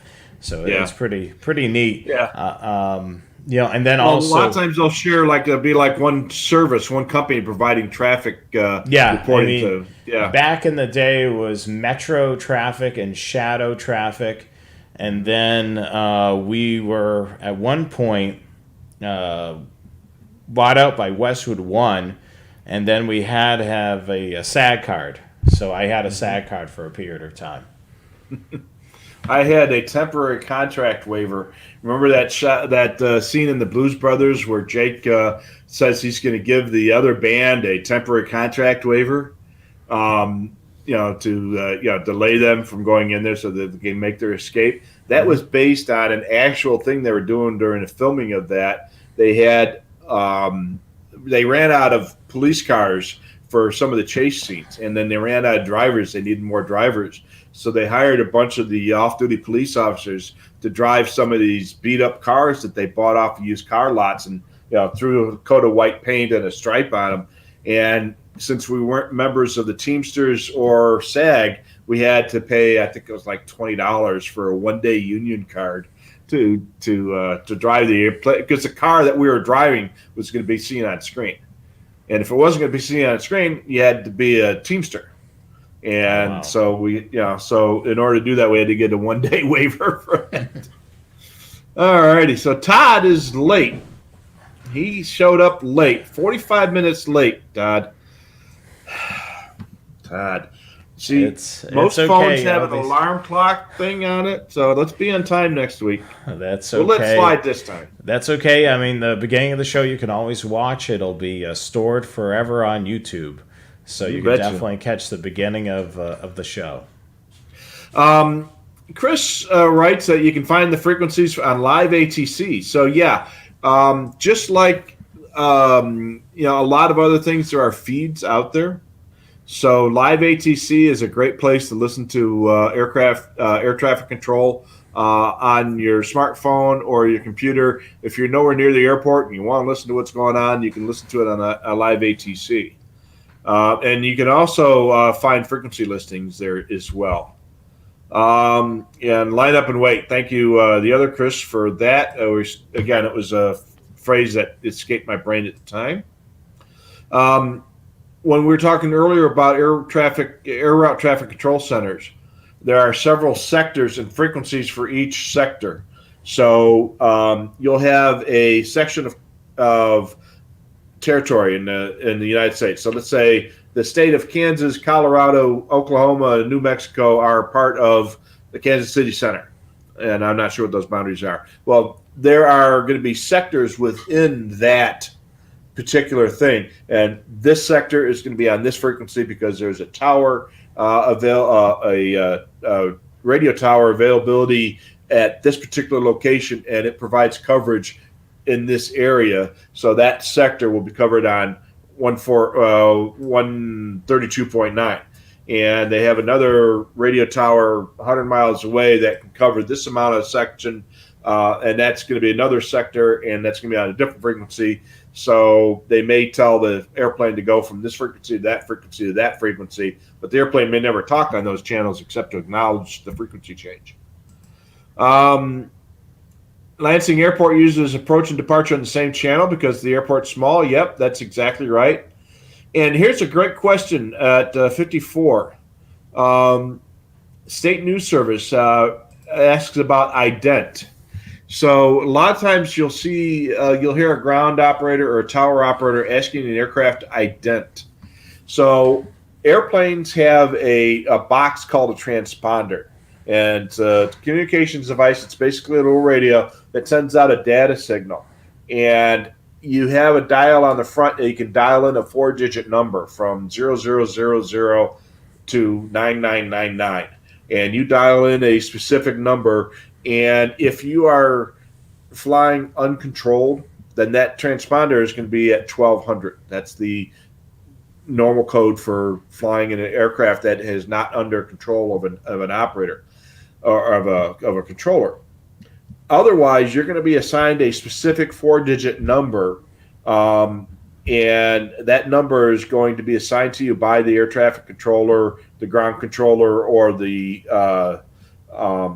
ARTCC controller. And you turn that transponder to that particular code, and that data signal is sent out on a specific frequency, and the controllers can see that and tie that in with the radar to say, okay, 1234 is American Flight 119, and he is going to be going from Chicago to New Mexico, and if they see that number someplace else, they know there's something wrong. Sometimes the operator or the controller wants to be able to make sure he's seeing your aircraft on his screen. So you press the ident button on your transponder, and that causes your signal to display on the controller's screen in a much brighter way for a short time, so that he can find your aircraft in the chum that's going on in his screen. So that's why sometimes you'll hear them say ident, because he's having a hard time finding you on the screen. Hit that dent, all of a sudden it's much brighter. It's like, oh, there he is. Alrighty. Yeah, listen to JFK ground is downright scary. There was a controller at JFK Airport, and Steve was his name? I forget. And this guy was world famous. And you go to YouTube and listen to JFK. Look for videos. Before this guy retired, he was world famous. He had a best sense of humor. This guy could think on his feet. He was a comedian, but he was darn good at controlling. He was like one of the best controllers out there, but he was funny as heck. And he'd be joking. He would, and if you didn't do what you were told, he'd let you know that he's in charge. And it's some great listening. So if it's JFK, I hope you're looking it up right now. Is Kennedy Stevens? Kennedy Steve, that's what it is. Yeah, Kennedy Steve. So look up Kennedy Steve on YouTube. There are hundreds of videos of this guy. Extremely entertaining to listen to. A fantastic controller. He never let the comedy get in the way of the job, but he would kind of keep guys on their toes and keep things a little loose by, a little joke here or give the guy a hard time or something. So he liked to tease the British guys for their proper accent and ask them if they had their tea yet and stuff, and the German guys for their efficiency, and and the Russian guys asking how much vodka they had in their fuel tanks, and all kinds of stuff like that. And it was just hilarious. Always good, clean humor, but always on the job. So it's a great entertainment. So. And Mike is in Mississauga. Thanks us for covering this. He's a big aviation buff, and he listens to Toronto all the time. YYZ is the code for Toronto Airport, Pearson Airport. And sometimes you can pick up YTZ.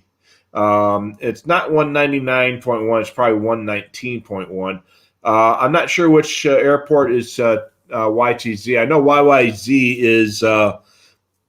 is Toronto Pearson. I'm not sure who YTZ is. But in the U.S., airports start with K. So it's KORD for O'Hare, or KPHX for Phoenix. Most of the time, we just use the 3-letter codes because that's what the airplanes put on your luggage tag. But the airport actual official code is always going to start with a K in the U.S. In Canada, they're going to start with the C. And there's an international agreement that controls all this stuff. Usually, your 4-letter code matches your 3-letter code, but sometimes it doesn't. Let's see here. Barebowl Crossing cruising before 9/11, he would visit either Oakland or San Francisco and just walk through the security gate with a scanner, spend hours listening to airport traffic. Yeah, you used to be able to do that. You used to be able to go through security, and as long as you got through security, you can have the run of the place. Nowadays, when I fly, if I'm flying by myself and I've got a 10 a.m. flight, I'll be at the airport by 6. And I'll be sitting there listening to this stuff and watching airplanes from within the airport several hours before my flight takes off. These days, unless you got a ticket, you ain't getting past the airport security guard. So, and let's see here. 119.1. That was a good guess. So, and apparently, Toronto Pearson's got a fully encrypted P25 system. Oh, we already spoke about that. Now they can simulcast with some of the local fire channels, Peel Regional and the Toronto Fire. Chris Ritchie writes there's 16,000 airports in the U.S., and only 600 of them or so have control towers. And some of those are military. So, yeah. Just in my area, probably within 5 miles of my house, let's call it 10 miles because I live out in the country. I've got probably 4 airports. I've got the military air base and 3 airports that are relatively close. And all 3 of those airports used to be military facilities as well, but they're now civilian. But, yeah, and in the Phoenix area, we have controlled airports at Glendale, Scottsdale, Phoenix, of course, Luke Air Force Base, Deer Valley, Goodyear, and there might be one other. But there's probably, for the 6 or 7 controlled airports in the Phoenix Valley, there's probably 25 or 30 uncontrolled airports with no control tower. Les has got 2 airports in the Toronto area where after midnight they turn off they close the control tower. So again, they'll use the tower frequency for their for the CTAF there. I just lost my place. Let's see here. Okay, here I go. And Barebowl uses live ATC. It's great to hear of the airports. Yep, absolutely. And Flight Tracker 24. Yeah, so that is a website that allows you to track flights across the country. So there's a bunch of people with these ADSB readers, and ADSB is a data signal that's transmitted by many aircraft and on a radio frequency, and that frequency can be decoded and displayed on a screen, on a map screen. So I have one of those receivers. I don't have it running right now, but I do use it quite a bit. And then that way you can track airplanes across the country. And Live ATC and a couple other websites take all this data from users around the country and who share that data, and they are able to plot those on maps on their website. Oh yeah, I'm looking at it right now. I'm not too sure if I'm able to share this, rebroadcast it, but I see it right here. Yeah, it shows, it's determined by my IP address that I'm in the Carolinas, and it shows me all the planes, slowly, like every so often, an update shows the movement. Yep. Yeah, absolutely. So, yeah, that's a great thing to do, and it's a great way to track it, and you can pretend to be an air traffic controller with that. Yeah, and the other thing, it shows like the smaller planes, and it also shows a helicopter up as well. Yeah. There is a certain date that every airplane is supposed to have ADSB installed in it by then. I'm not sure what that date is, but at some point, every aircraft is supposed to have that. and there are more and more and more aircraft coming up with ADS-B all the time. Military aircraft, I see them pop up there every once in a while. Typically, it's the transport and the larger and the executive aircraft. You won't see that on fighters out here all the time. Obviously, you're not. And then they can turn theirs off. There are times when you don't want that on in a military aircraft, of course. Do you think I could show it? What do you think? Sure. Yeah. I mean, we're not using it for and we're telling people about it. So. Oh well, here it is, right here. So this is flightradar24.com, and it's a great way to track aircraft all around it. So you can zoom in, zoom out, and it's you can see all the different airplanes out there, and you can see the different airports.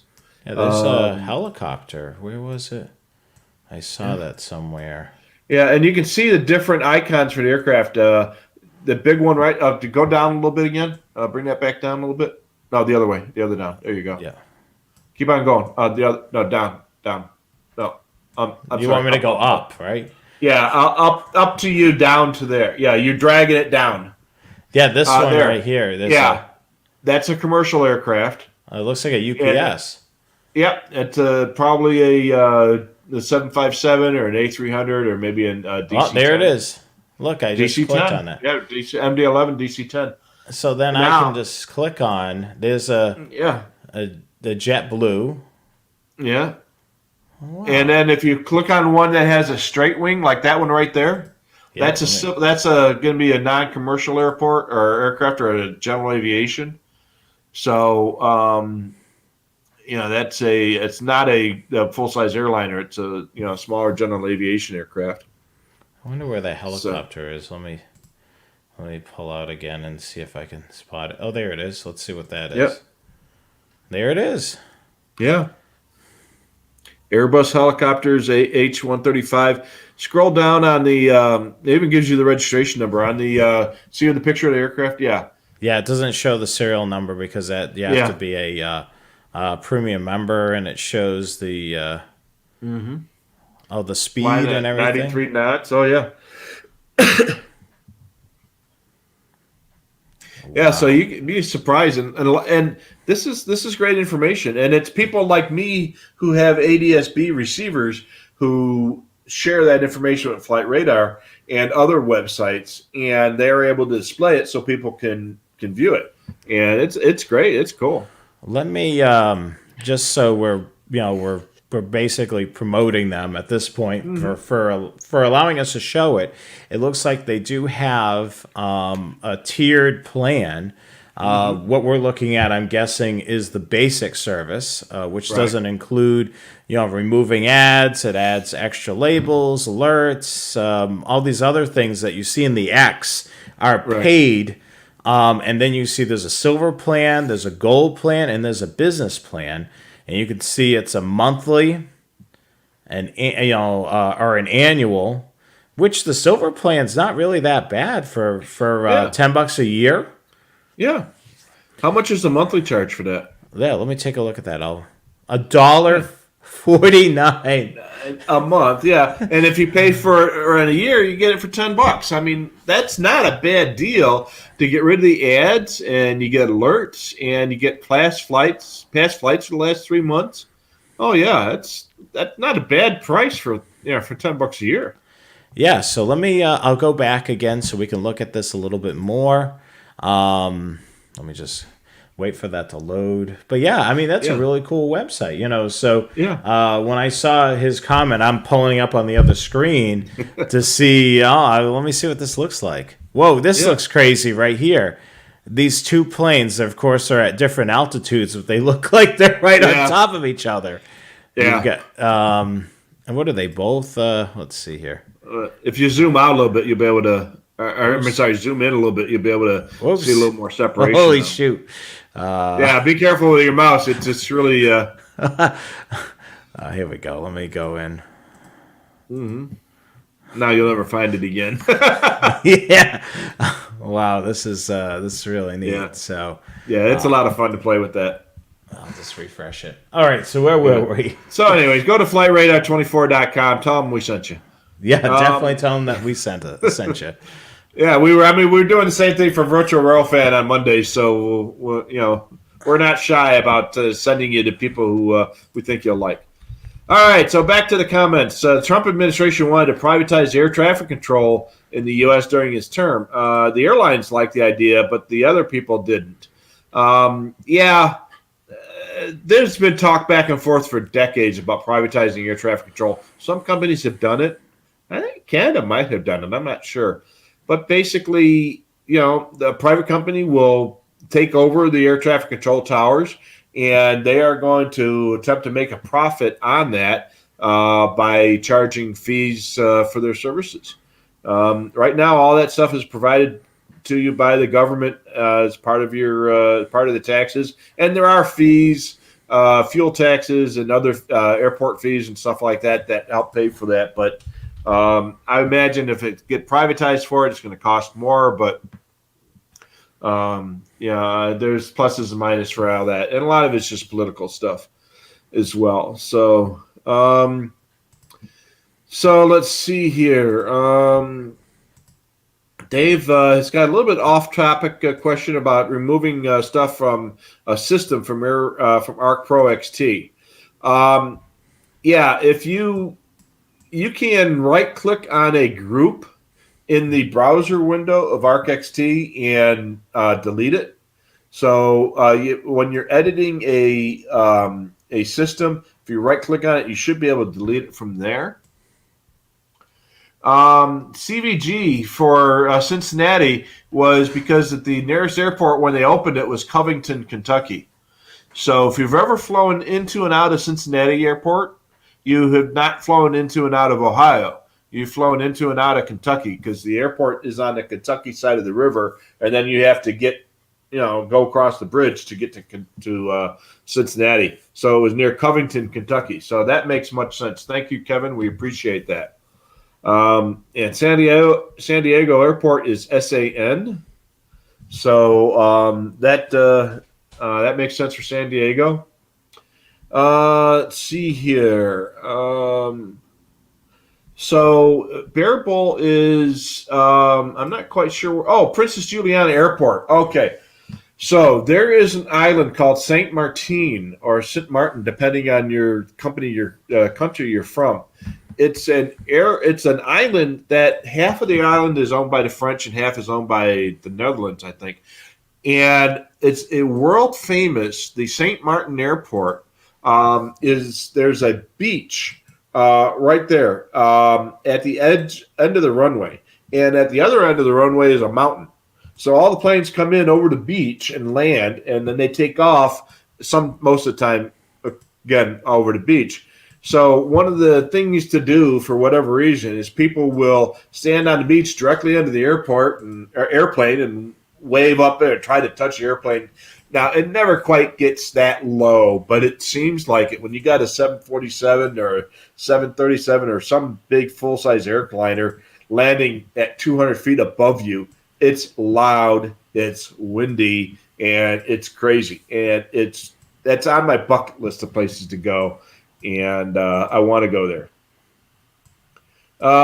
Rick has got a lot of military operating areas and military training routes all around him, so and he enjoys the show. Thank you very much. Let's see here. Chris says he always gets asked about his scanner at the airports. So you must look suspicious according to the other Chris. So, yeah. Yeah. Again, I've never had a problem with the scanner at the airport. The one or two times they've asked me what it was, I showed them, and they're like, okay, cool. Dave's got a great question. Air Force One, and when they fly into a civilian airport, do they use military or civilian aircraft frequencies? They use civil aircraft frequencies going into a civil airport, just like any other airliner would. I have seen Air Force One fly in and out a couple times at different airports. One time, totally by accident. I got off work early one night, and I had to run an errand down near O'Hare Airport. So I had a couple hours to kill before I had to go home. So I parked in one of my favorite spots to watch airplanes. And I'm sitting there reading a magazine because all of a sudden things got really slow and I wasn't really paying a lot of attention. And the plane came by, and I'm like, okay, well, I'm thinking about getting my camera out, and no, it's just another, it's just another 737. And look up through the moonroof, and it was like, is that KLM? And it had that blue, and I'm thinking, no, oh my God, that's Air Force One. And I'm trying to get the camera out real quick and try and get pictures of it before it landed. And, President Obama was flying into O'Hare, and I had totally blown it and missed it. So, Wow. yeah. But yeah, and then a couple minutes later, I heard him on the radio because stupid me, I didn't have the scanner on. But yeah, they do use the regular VHF channels. Now, when they're flying into a military aircraft or a military facility, they will use the military channels. So Maho Beach at St. Martin. And let's see here. Scott cut his teeth as a kid listening to Reese Air Force Base in Lubbock, Texas, until they closed the base. And he misses military air traffic. Yeah. I'm lucky that we still have a lot of military aircraft activity here, but a lot of places the military's picked up and left. Airnav.com, and that's another good website, airnav.com. And MCO, Orlando, does the M stand for Mickey? Actually, no, I think it was like Mid-County Airport or Mid-County Orlando or something like that is what MCO stood for, long before the mouse moved into the Orlando area. Let's see. Westover is another military facility in New York or in Massachusetts, right? Westover? Yeah, I'm not familiar with all of those. Yeah. That's something that I really haven't dived into is the aviation as much. So, yeah. Todd lives in southwest South Dakota, and he hear both RCRA, which I'm not sure what that is, and Edwards Air Force, or not Edwards, it's Ellsworth Air Force Base from his place. I actually got temporary billeting at Ellsworth Air Force Base many years ago. If you watched our show on Monday, the Railfan show, my buddy Jim was in the Air Force at the time, and he was on leave, and we were on our way we met in Minneapolis, and then because he was in Michigan, I was in Chicago, we met in Minneapolis, and we drove west, and to save some money on hotels, and in order to get a shower because we were camping on this trip. He had a Air Force sticker on his car, on his truck. So we went to Ellsworth and got temporary billeting at it's a Holiday Inn type facility. It's it looked to me, it looked like a Holiday Inn without a sign. So it was, we got temporary billeting, got a room, went down, had some dinner. And nobody asked. I never told them I wasn't in the Air Force. They just assumed I was. He was. He had an ID card. So we never got kicked out. And I saw my first F-117 there. And that was before they announced it. So that was pretty cool. So live ATC. Yeah, we talked about that earlier. And let's see here. Reagan National Airport's got 4 live cams on YouTube. We talk about virtual railfan all the time. There are lots of live cams on YouTube for airports. So if you're into aviation, check that. There's going to be a bunch of them. They got 4 of them just at National Airport. So yeah, a lot of airports have those, and they're a lot of fun to watch as well. I watched a London Heathrow. Every once in a while because I've flown in and out of there a couple times, and that's a neat airport. It's the busiest airport. I think it's got the most amount of international travelers of any airport in the world, and they got 2 runways, and they're just boom, boom, boom, and it's all the big stuff: 747s and 777s, and and A340s and stuff like that. Very few of the little airplanes. It's all the big stuff there. I could tell you, when I was living down in Fort Mill, which is just south of Charlotte, I was working off of I-85, which runs north and south, and then I would either go down 77, which cuts through almost through downtown Charlotte, but there's a Yeah. beltway around Charlotte, and I would take the beltway to go to Fort Mill, and it's right by the airport, and I could see those planes lined up for, waiting for a runway, and they looked literally like they were close, but they were far apart, and it looked like stairs. You had one at elevation, another one higher back, a higher back, higher back, and I just couldn't get over. All these planes are just waiting to land at the runway. Yeah. At O'Hare Airport, you drive anywhere near the airport at night, and you can, on a nice clear night, you can see 5, 10, 15 aircraft lined up, and they've got 3 sets of parallel runways a lot of times. So you'll see, 3 lines of airplanes coming in, which is pretty cool. RCRA is the Rapid City Regional Airport. We were talking about that earlier. Thanks, Todd. Appreciate that. Mike brings up a good point. The Hudson River LaGuardia area is considered Class Bravo airspace because of all the helicopters. And that's a question we get, and it's very complicated, a little bit too complicated to spend a lot of time on tonight. But there's Class Bravo, Class Charlie, Class Delta airspace, and it has to do with the amount of control and the requirements to fly within that area. So Class Charlie and Delta airspace will be airspace around an airport, and it's going to be a little bit different from every airport, and it's kind of like an upside-down traffic cone. So, if you are at this elevation, the area is this far around, and you have to have permission from the airport to fly through that area, to transition through that area.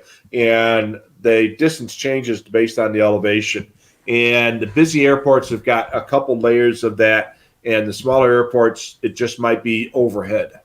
So, yeah, and then Class Bravo is airspace that is not surrounding an airport, but is controlled because of high amount of activity or security concerns or both, which is the situation at the Hudson River.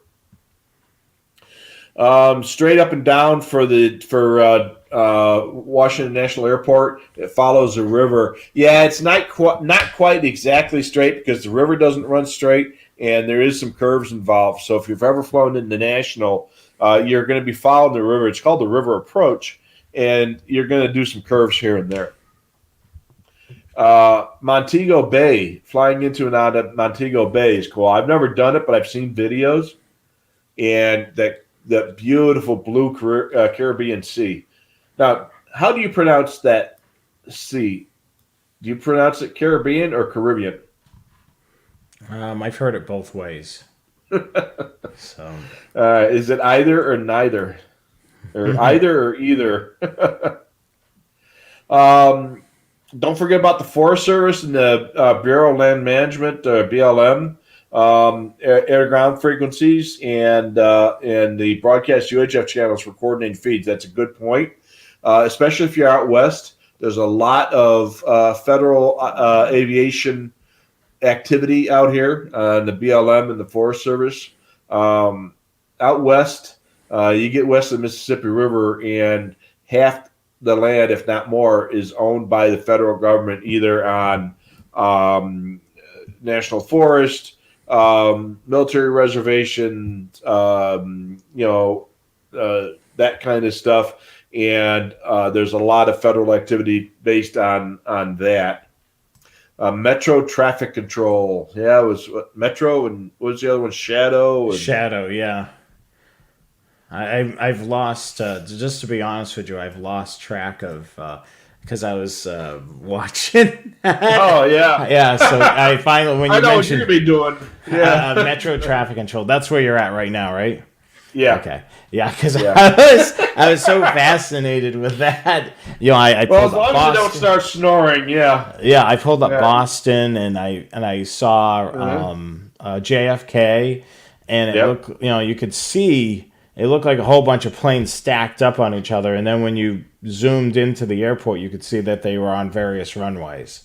Yeah, they have to maintain certain separations, elevation and front, back, left, right, and it all depends. And that elevation minimums are based on what's going on. So they can be a lot closer together when they're approaching the airport. But if they're flying at 40,000 feet, they have to have separate things. If you've ever, obviously, if you've ever flown, you've probably seen it. You're looking out the window, and all of a sudden, there's an airplane that goes zoom.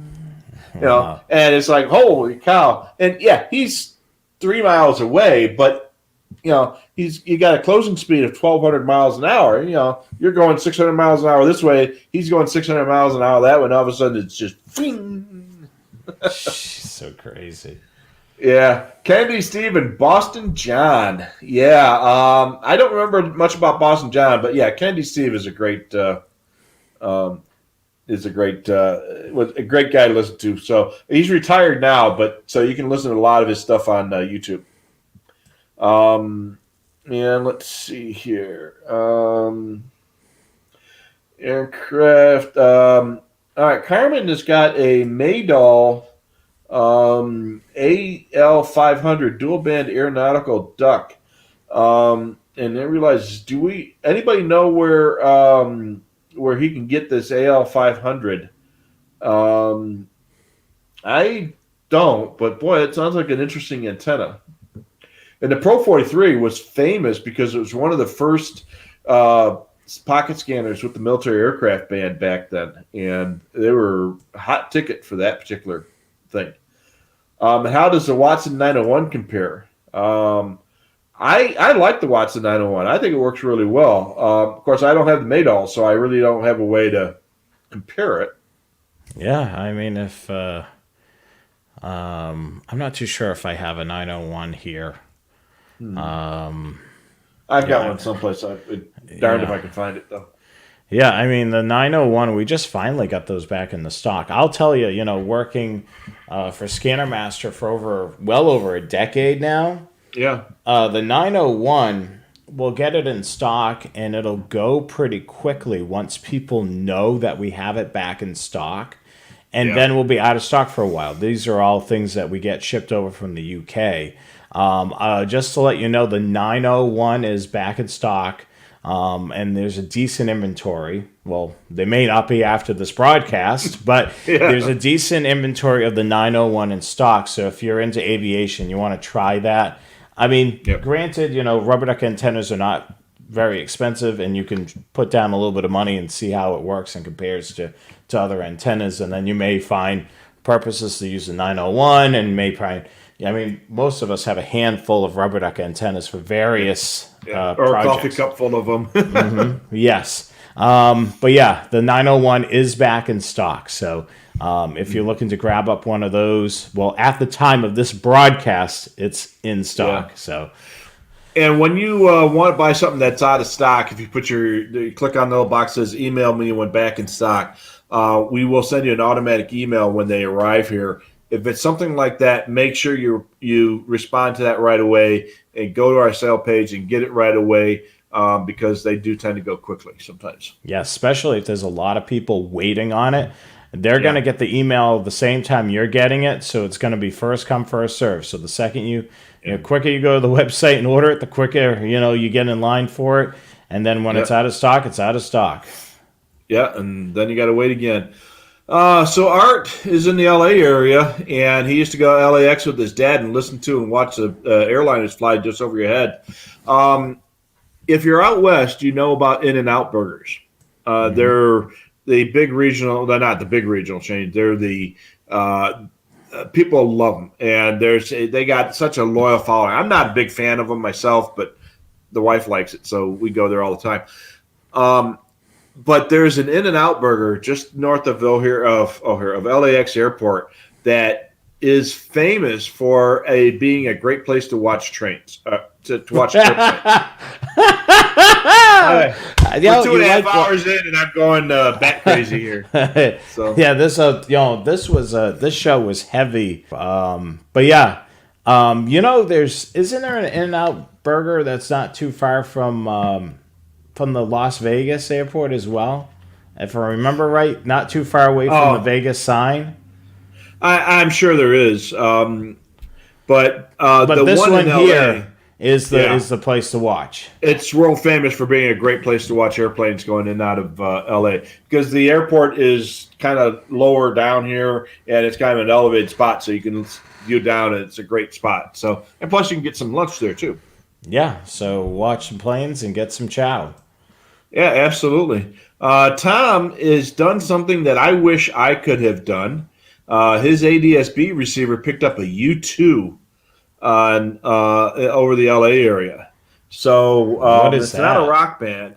U2 is a very specialized surveillance plane, and it's designed to be launched from the U.S., fly over Russia, and turn around and come back.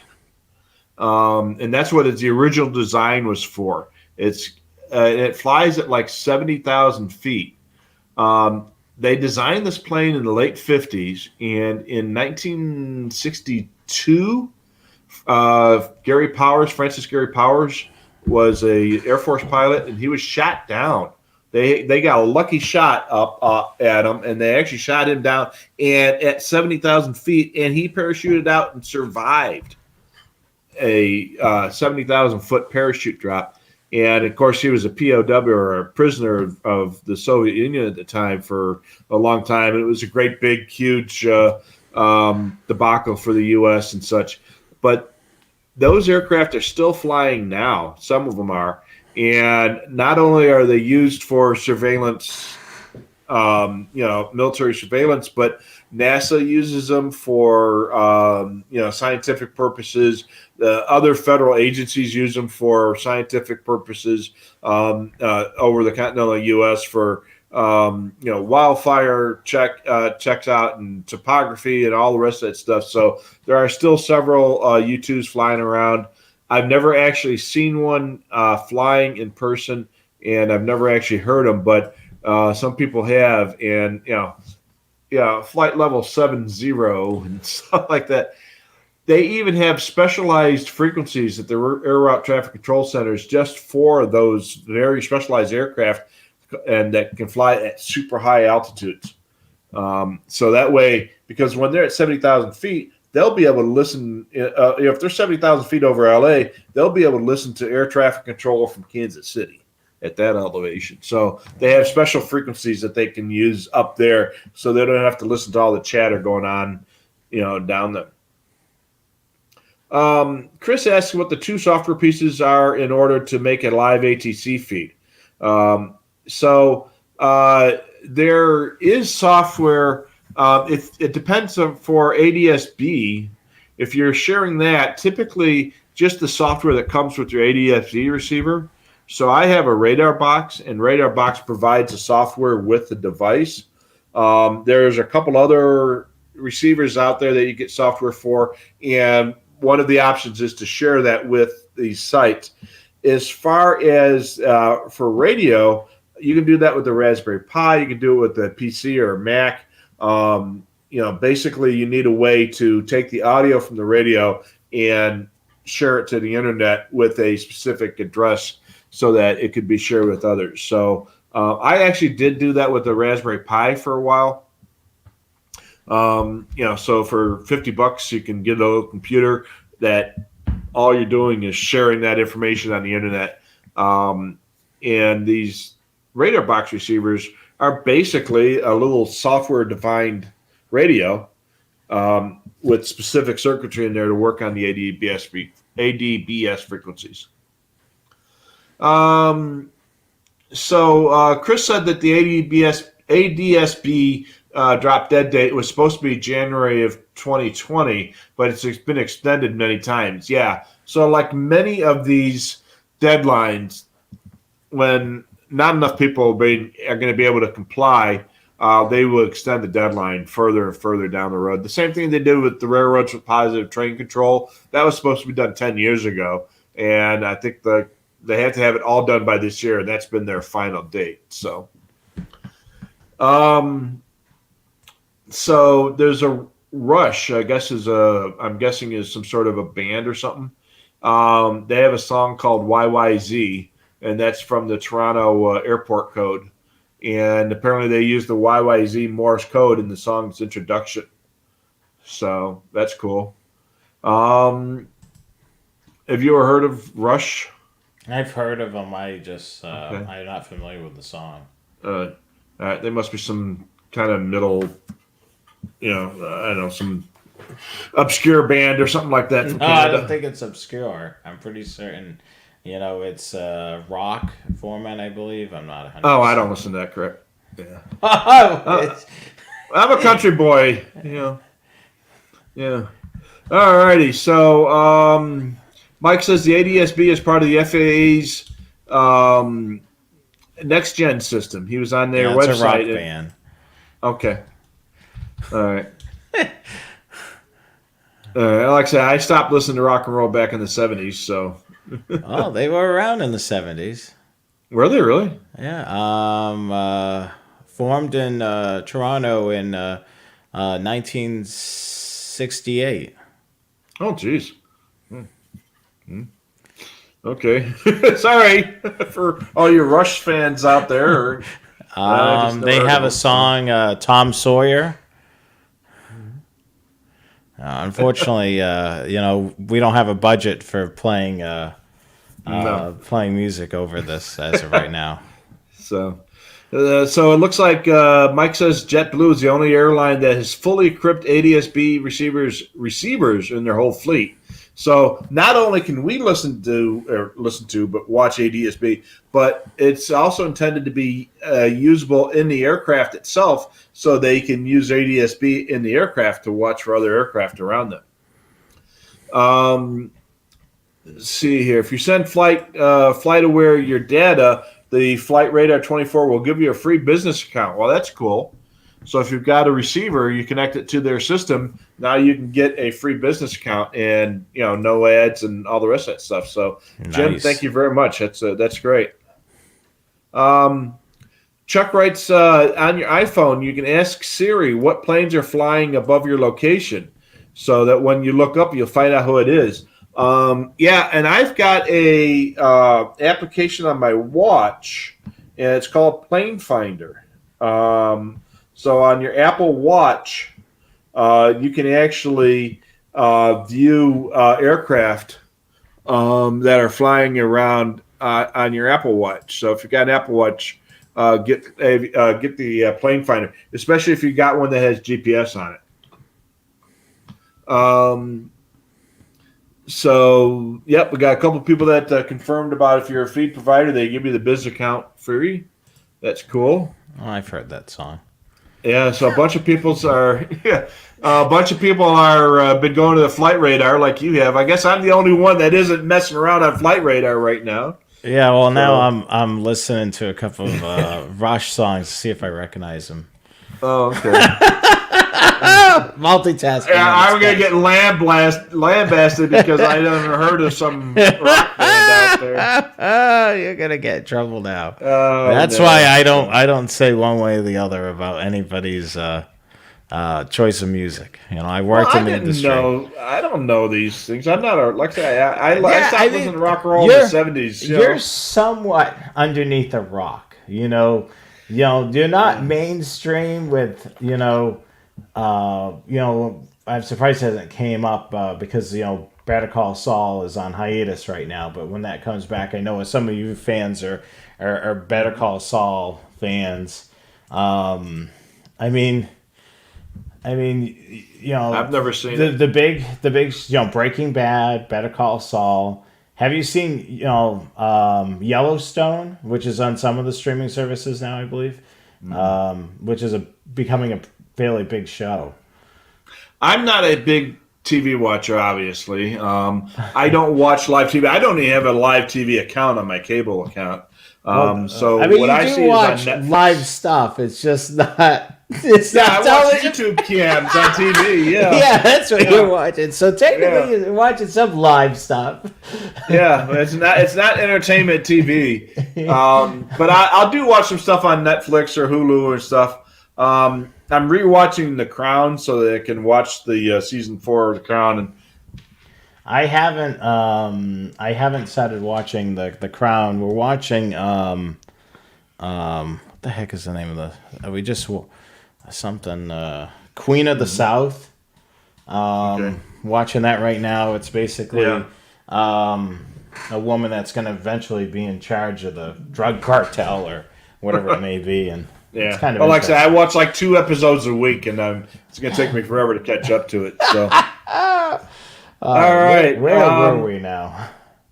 Steve writes that he just checked it out. He could see a lot of FedEx planes in his airspace, and yeah, and there's a reason why you can see them right now. Most FedEx flights are flying at night.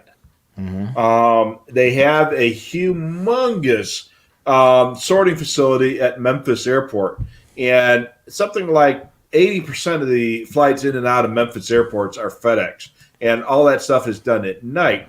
And they'll do all the package sorting and accumulation during the daytime. And my buddy Ted and I spent 3 days at Memphis just watching planes at Memphis. We got a hotel room with a view of the airport, and we're watching Memphis because it's just off. It's so busy with FedEx. And the neat thing about FedEx is they fly older aircraft that you don't see in airline service anymore. They're flying at that time 727s and DC-10s and stuff like that. So yeah, it was pretty cool. Whoa, that almost took your glasses off. I know. Tonight I got this hair that keeps sticking up in the back because of my headphones. I was just looking at all these people going to Flight Radar 24. I was all concerned about sharing it. I think we made their server spike with traffic. Probably, yeah. So, for our friends at Flight Radar 24, you can send the check to Jonathan Higgins at. Yeah, I mean that's very cool. I mean to be able to see that, and I'm sure a lot of you guys are now going to be checking out just to see what's going on in the air. And the other thing too, monitor your local center, and then watch it there. Yeah, and you seeing what he's seeing, so that's pretty cool. So we just talked about Memphis. You can go and see all planes flying in and out at night. And when you're watching ATIS across the country, you'll see a lot more FedEx flights at night than other stuff. So yeah, that's very common. They do a lot of that, and that way the package is there and they can deliver it in the morning. So when it's absolutely positively got to be there overnight, that's the way they do it. They fly it at night and they drive it in the morning. Mm-hmm. Did any of the aviation frequencies themselves use encryption? So no, they do not. Not the AM aircraft on either the military side or the civilian side. There are encrypted communications, but they are not the air traffic control. Let's see here. Blackhawk listens to Tijuana Airport. He's in San Diego, so Tijuana is just on the other side of the border. All the Mexican pilots sound like singers. So one thing you'll notice about air traffic control at any international airport in any country in the world, it's all done in English. It's like the standard language of air traffic control.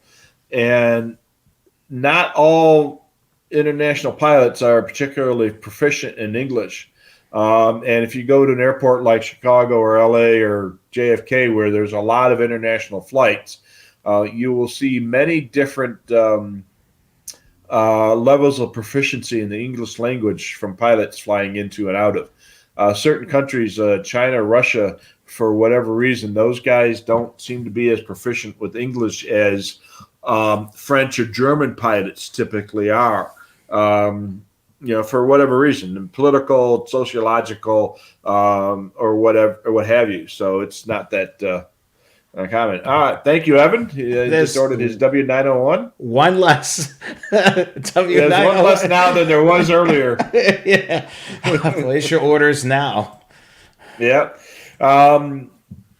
So Chris has still got 4 or 5 Pro 43s. We spoke about those earlier. They are great on aircraft, and they work great on military aircraft too. Which again, they were one of the very first portable scanners that worked on military aircraft band, and they were nice and small too. They were roughly the size of a 325 or 125, maybe a little bit smaller.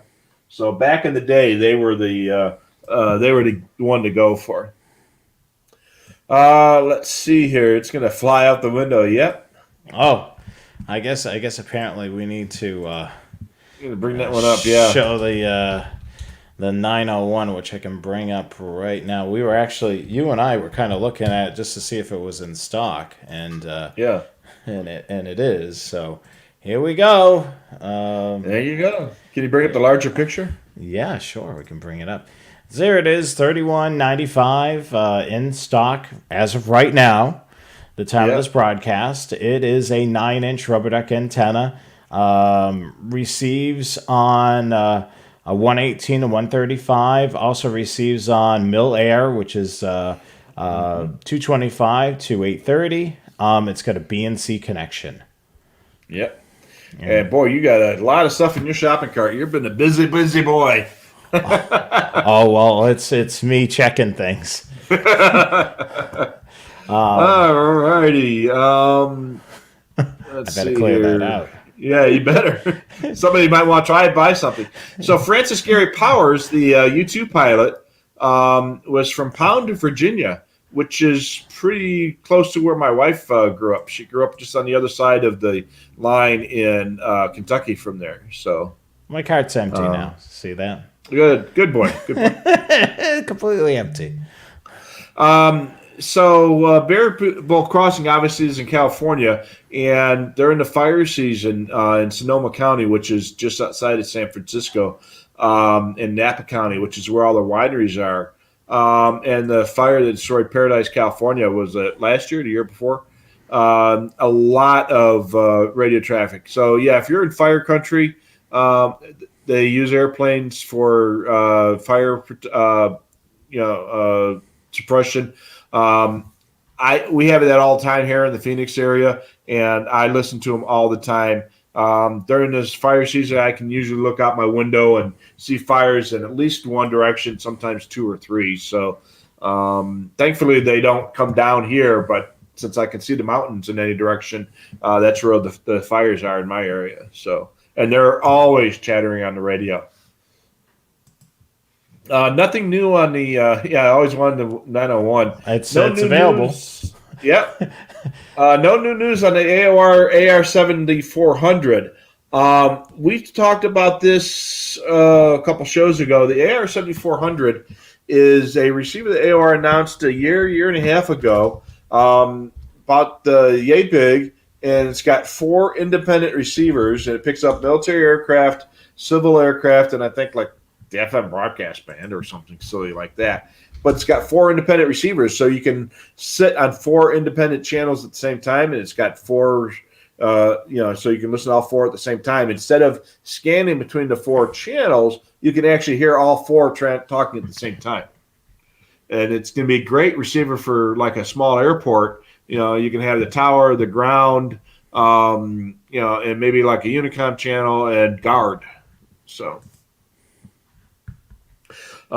If you're looking to set up a feed, contact Dave at Live ATC. He can help you set you up. Dave's has got his clock ticking. He's trying to decide whether he wants to get a TRX or an SDS. Or an SDS. Yeah, I know my pick. I know my pick too, and I think your pick is the same as my pick. Yeah, you see which one is on and which one is off. The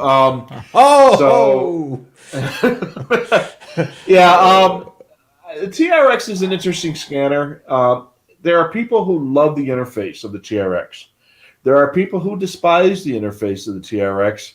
Most of the time, if you're a unit person, you're going to prefer the SDS, just because you're familiar with the way things operate. If you're a Whistler or GRE or Radio Shack guy, you're going to love the TRX because it operates the way you expect it to. It's like driving a Chevy versus a Ford. You know where all the buttons are on a Chevy. You don't know where they are on a Ford. You're going to think, and you drive otherwise identical vehicles, you're going to like the Chevy better because you know that the headlight switch is here versus over there. So that's a big deciding feature right there. That's the first thing I ask people when they want to figure out which one is which. The second question is whether or not you get simulcast. If you've got simulcast in your area or you're going to have simulcast in your area, get the SDS. We have them in stock.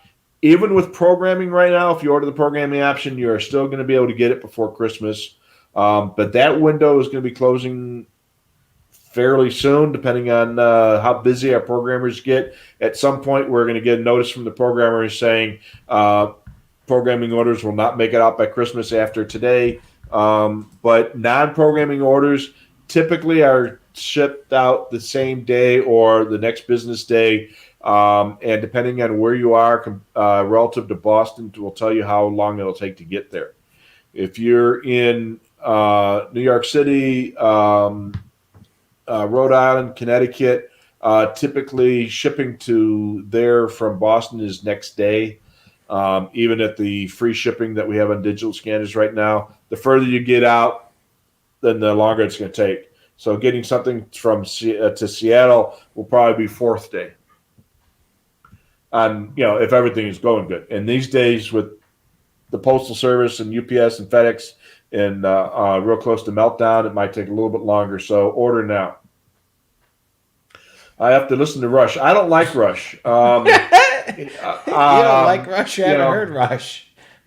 Oh, Rush Limbaugh? No, not Rush Limbaugh. Rush the band. The band. Oh, okay. Is Rush Limbaugh still alive? I don't know. But anyway, Rush the band, he's... Oh, yeah, that's right, yeah. Yeah, the drummer just recently died, and it was widely regarded as the best drummer in the world. So I really feel like you need to, after the broadcast, submit some time. Yeah, I'll have to go up on YouTube and see if I can find some of those videos. Like I said, I could tell you right now, I had never heard of the band Rush since before tonight. Maybe I'm a very sheltered guy. So. I've heard and I've heard some of their songs. I did listen a little bit to a couple of them. Yeah, so I have heard them. Carmen asks if I ever monitored NDBs, and NDBs are non-directional beacons, and they were low frequency. These were below the AM broadcast band, so they're below 540 kill cycles or kilohertz, depending on how old you are. And they were non-directional, means they were not in a specific direction. They were just a beacon, a radio transmitter that you knew where it was, and you can draw a fix to it because you knew that beacon was 3 miles west of O'Hare Airport and such. So I did listen to those while they were still on. I think most of those, if not all of them, are gone by now. Okay. Have you heard of Boston Fleetwood Mac? Boston, that's at the suburb of Worcester, right? No, Boston the band. Yeah, them I have heard. I actually saw them in concert once. And how about Fleetwood Mac? I know of them.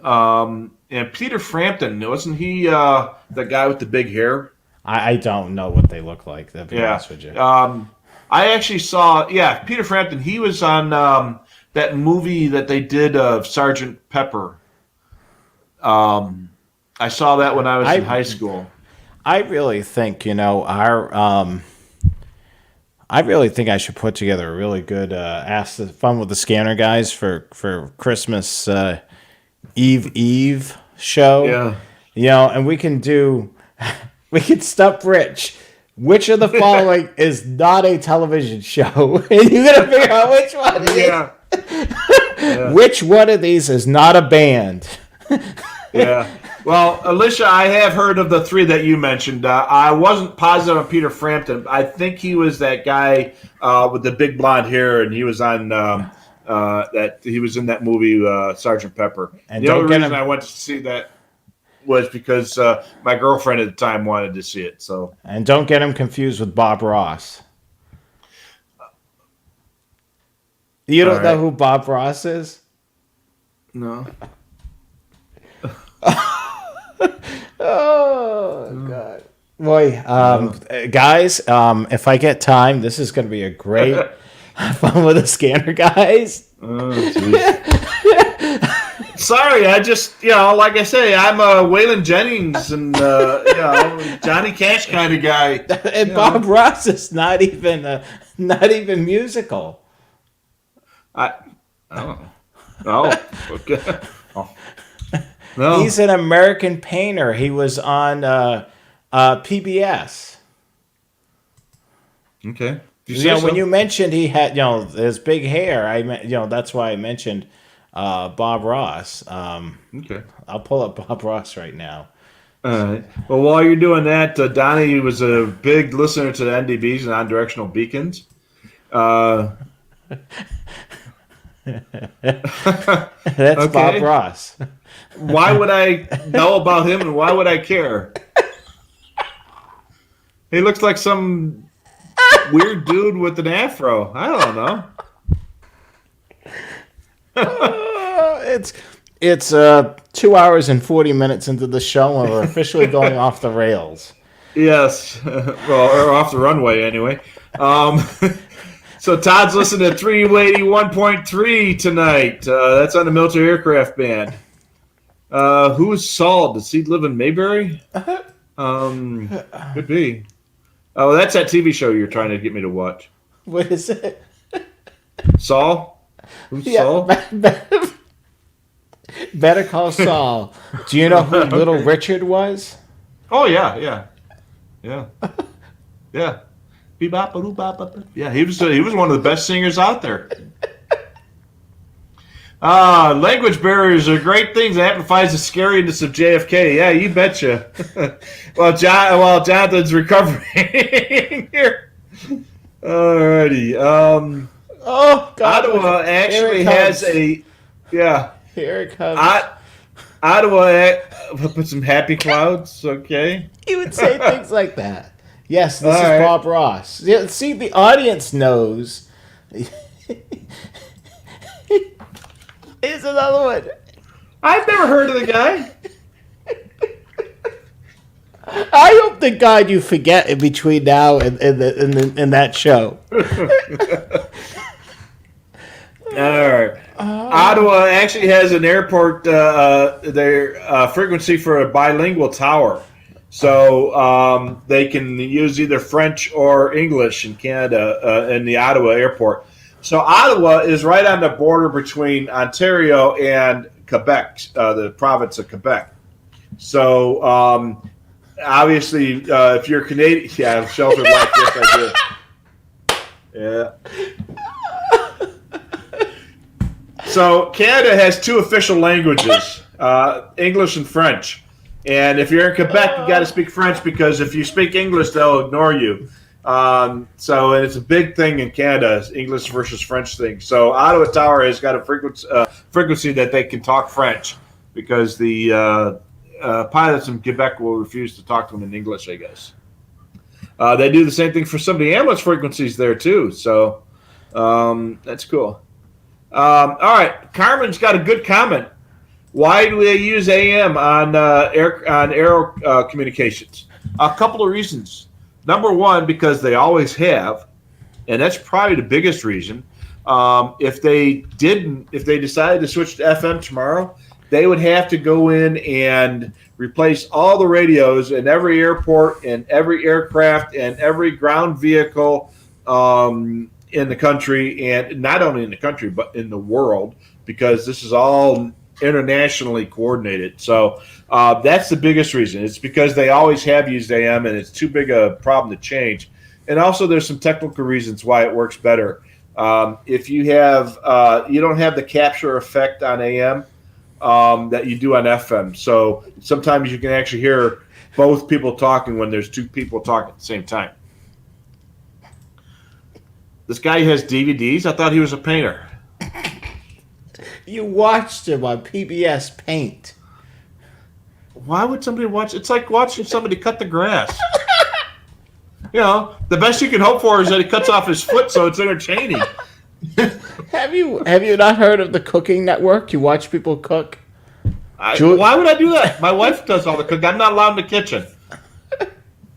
Here's some more quotes. I got some more quotes for you. Okay. See, there's one for you. Yeah. Chris wants to find out his airport is new scanner. Put it in search mode, Chris, or look up the frequencies on the websites we spoke of earlier. UPS has got their big hub in Louisville. And I think one of the companies out there bought their own airport. They bought a former military base. I mean, it was a DHL. I think it was DHL. They actually bought an airport out east in like Kentucky or Ohio or something like that for their operations. So, or it might be, it might have been UPS. I forget which, but yeah, there was one of these freight companies bought their own airport. So, and let's see here. Painter, you should have been in music show. Okay. All right. Some happy clouds. The show's crashing. Yeah. Yeah, we've gone totally off the runway here. So we have a plane crash on 22 left. Yep. Hey, I'm not the only one that's never heard of Bob Ross. Oh my God. Messy Shack hasn't either. So, unfortunately, there was a F-16 from Wisconsin Air Guard that crashed in the UP of Michigan last night. So they're still looking for the pilot. Hopefully, the pilot survived the crash.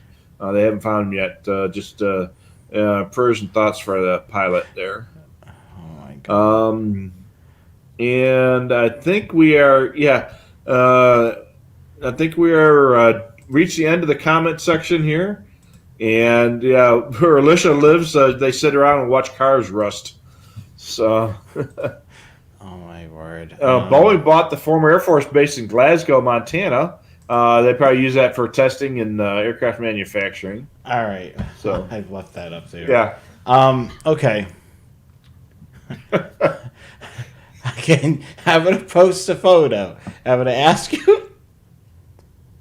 We're going to wrap this show up for this evening, but I want to see if you can identify... Actually, hold on. I can't do that because it shows it on the top. Hold on 1 second. Hold on. While you're working on that, Dave McNally lives 25 minutes from the mothership of Scanner Master. He do wishes walk-ins are an option. So those who... Well, neither one of us are there. Neither one of us are anywhere near there, and the people that do work in the office are too darn ugly, so that's why we don't allow walk-ins. Wow. We don't allow walk-ins because, number one, we don't have the facility there anymore. We moved across the street to a little bit less smaller facility, and we don't have the staff there either. So some of the folks are not so jolly in there. Yeah, exactly. But there's a lot of fluff going on though too. So yes. So, Joe saw the world's largest commercial airplane, the A380, land into Milwaukee. So yeah, if you've never seen the 380 land, it's huge. Okay. I'm going to post the photo of this person. Right. She's pretty well known. All right. Can you identify her? Oh yeah, that's Julia Childs. And what does she do? The best French cook in America. She talks funny too. Yeah. Well, see, I'm of that generation that recognized her. You know. Oh my God.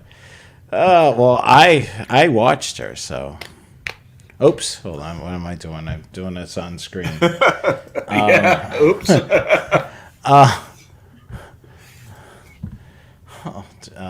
Any other questions before we wrap it up?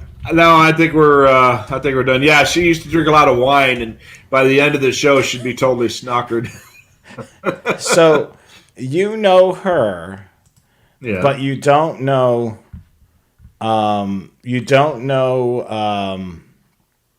You don't know Bob Ross. No. Sorry. All right. I the only reason I knew that is because my parents watched her when I was a kid, and I had to watch with my parents because back then, when I was a kid, we had one TV, and it was a 19-inch black and white set in the middle of the living room, and that was it. You know, we had no TVs in our bedrooms or smartphones or anything. All right. like Here's that. another television program. Same. It's in the same line as the genre. French Chef and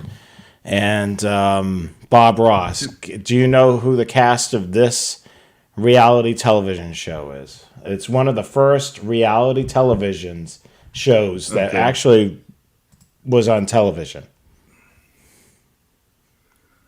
No. Can't say I've seen that one. I have no idea. Not a clue. Oh my God. Not a clue. Sorry. This Old House. Original host was Bob Vila. Do you know who he is? Yeah, he was on Home Improvement a couple times. Oh man. I've never seen these guys before. Yes. I thought that was the. Thanks, Dale. I thought what was the guy that was his buddy that ended up? Didn't he have a guy that was kind of like his sidekick that took over the show after a while? I don't know. Again, when I got to that age, I was too busy to watch TV. By the time I got into high school, I was out chasing girls and chasing trains and and doing other stuff. I wasn't sitting home watching TV on Friday night. I was out.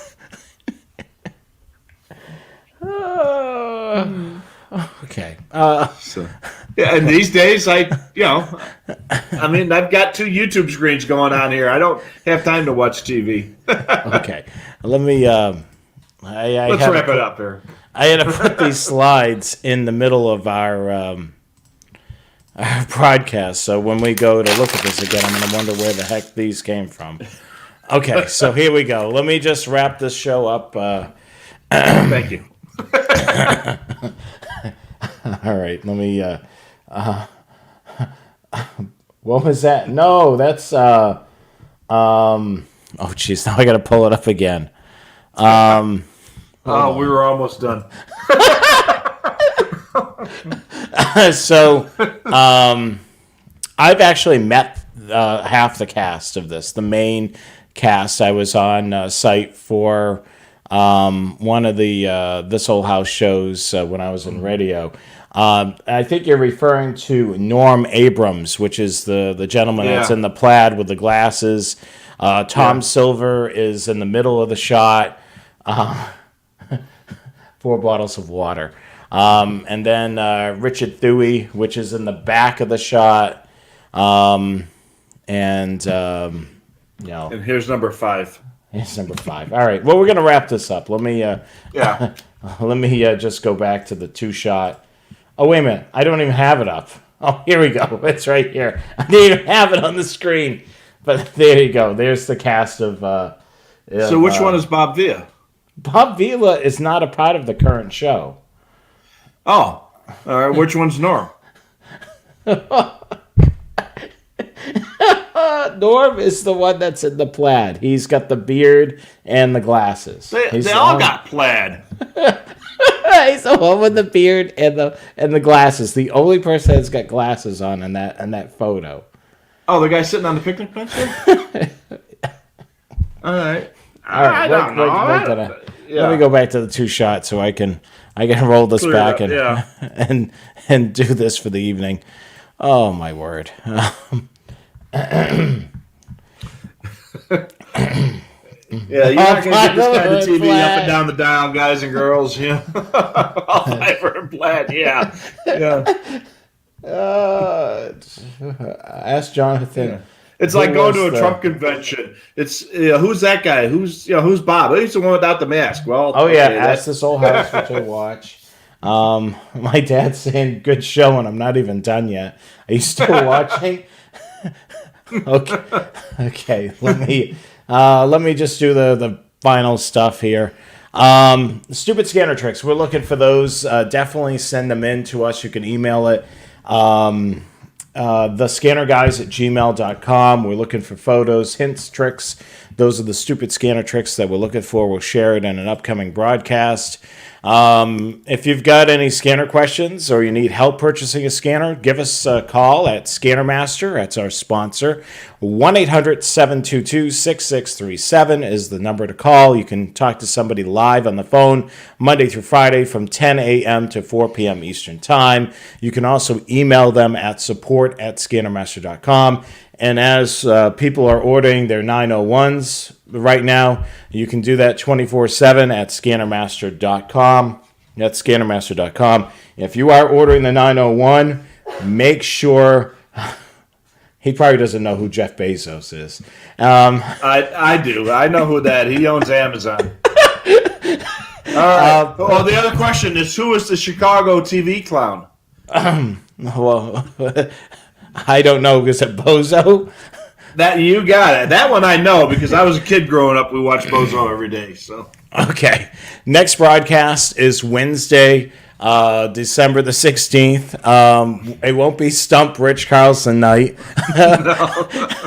We're covering SDRs with Phil of the Scanner School. That'll be 8 p.m. Eastern Time, 5 p.m. Pacific, Wednesday, December the 16th. The Scanner Guys show, so definitely tune in. Make sure you subscribe to the channel, and you could see all of our broadcasts on there. And don't forget to purchase your Scanner Guys swag. You can order it online at our official website, thescannerguys.weebly.com. That's thescannerguys.weebly.com. Train Aficionado Live with myself and Rich Carlson will be next year, January 2021. 8 p.m. Eastern Time, 5 p.m. Pacific. That's January the 4th. That's the first Monday of the month. Make sure you tune in and subscribe to the Train Aficionado live show as well. And make sure you follow, like, and subscribe to the Train Aficionado social media, Facebook, Twitter, YouTube, and Instagram. And you can check out the blog at trainaficionado.com. And make sure you follow and like and subscribe to Scanner Master on Facebook, Twitter, and YouTube at Scanner Master Co. And make sure you follow, like, and subscribe to the Scanner Guys on Facebook, Twitter, YouTube, and Instagram. And as always, the Scanner Guys with Jonathan Higgins and Rich Carlson are brought to you by Scanner Master. So I think this trivia night is going to be an interesting thing. Yeah, trivia night's a good idea. trying to stump Rich Carlson. Maybe we should have Dale. Maybe we should have Dale on, and then what we could do is we could do a little game. See how Dale and you do. Rich 0 and Dale 50. Probably, but as pop culture, you betcha. Yeah, so what we could do is I'm thinking outside the box. If we get somebody on with you, so I would ask the question, you would write it down on a notepad, nice and big, and then I would tell you guys to put your pens down, and then each of you would show your answer and see who's got it right. And I will probably lose that one. All right. So we thank you so much for joining us, reaching literally 3 hours. We're about 3 minutes away from 3 hours. Longest scanner show in history. Have we hit 3 hours? We came close, but I think this is as long as we've gone. Well, if you made it this far for the live broadcast or the rebroadcast, congratulations. We will. Congratulations. I thank you so much for joining us. We love having you guys a part of the Scanner Guys family, and we hope you join us next Wednesday night for another great show. I'm Jonathan Higgins. I'm Rich Carlson. Until next week, we'll catch you again. Have a good night. Later, guys. Bye-bye.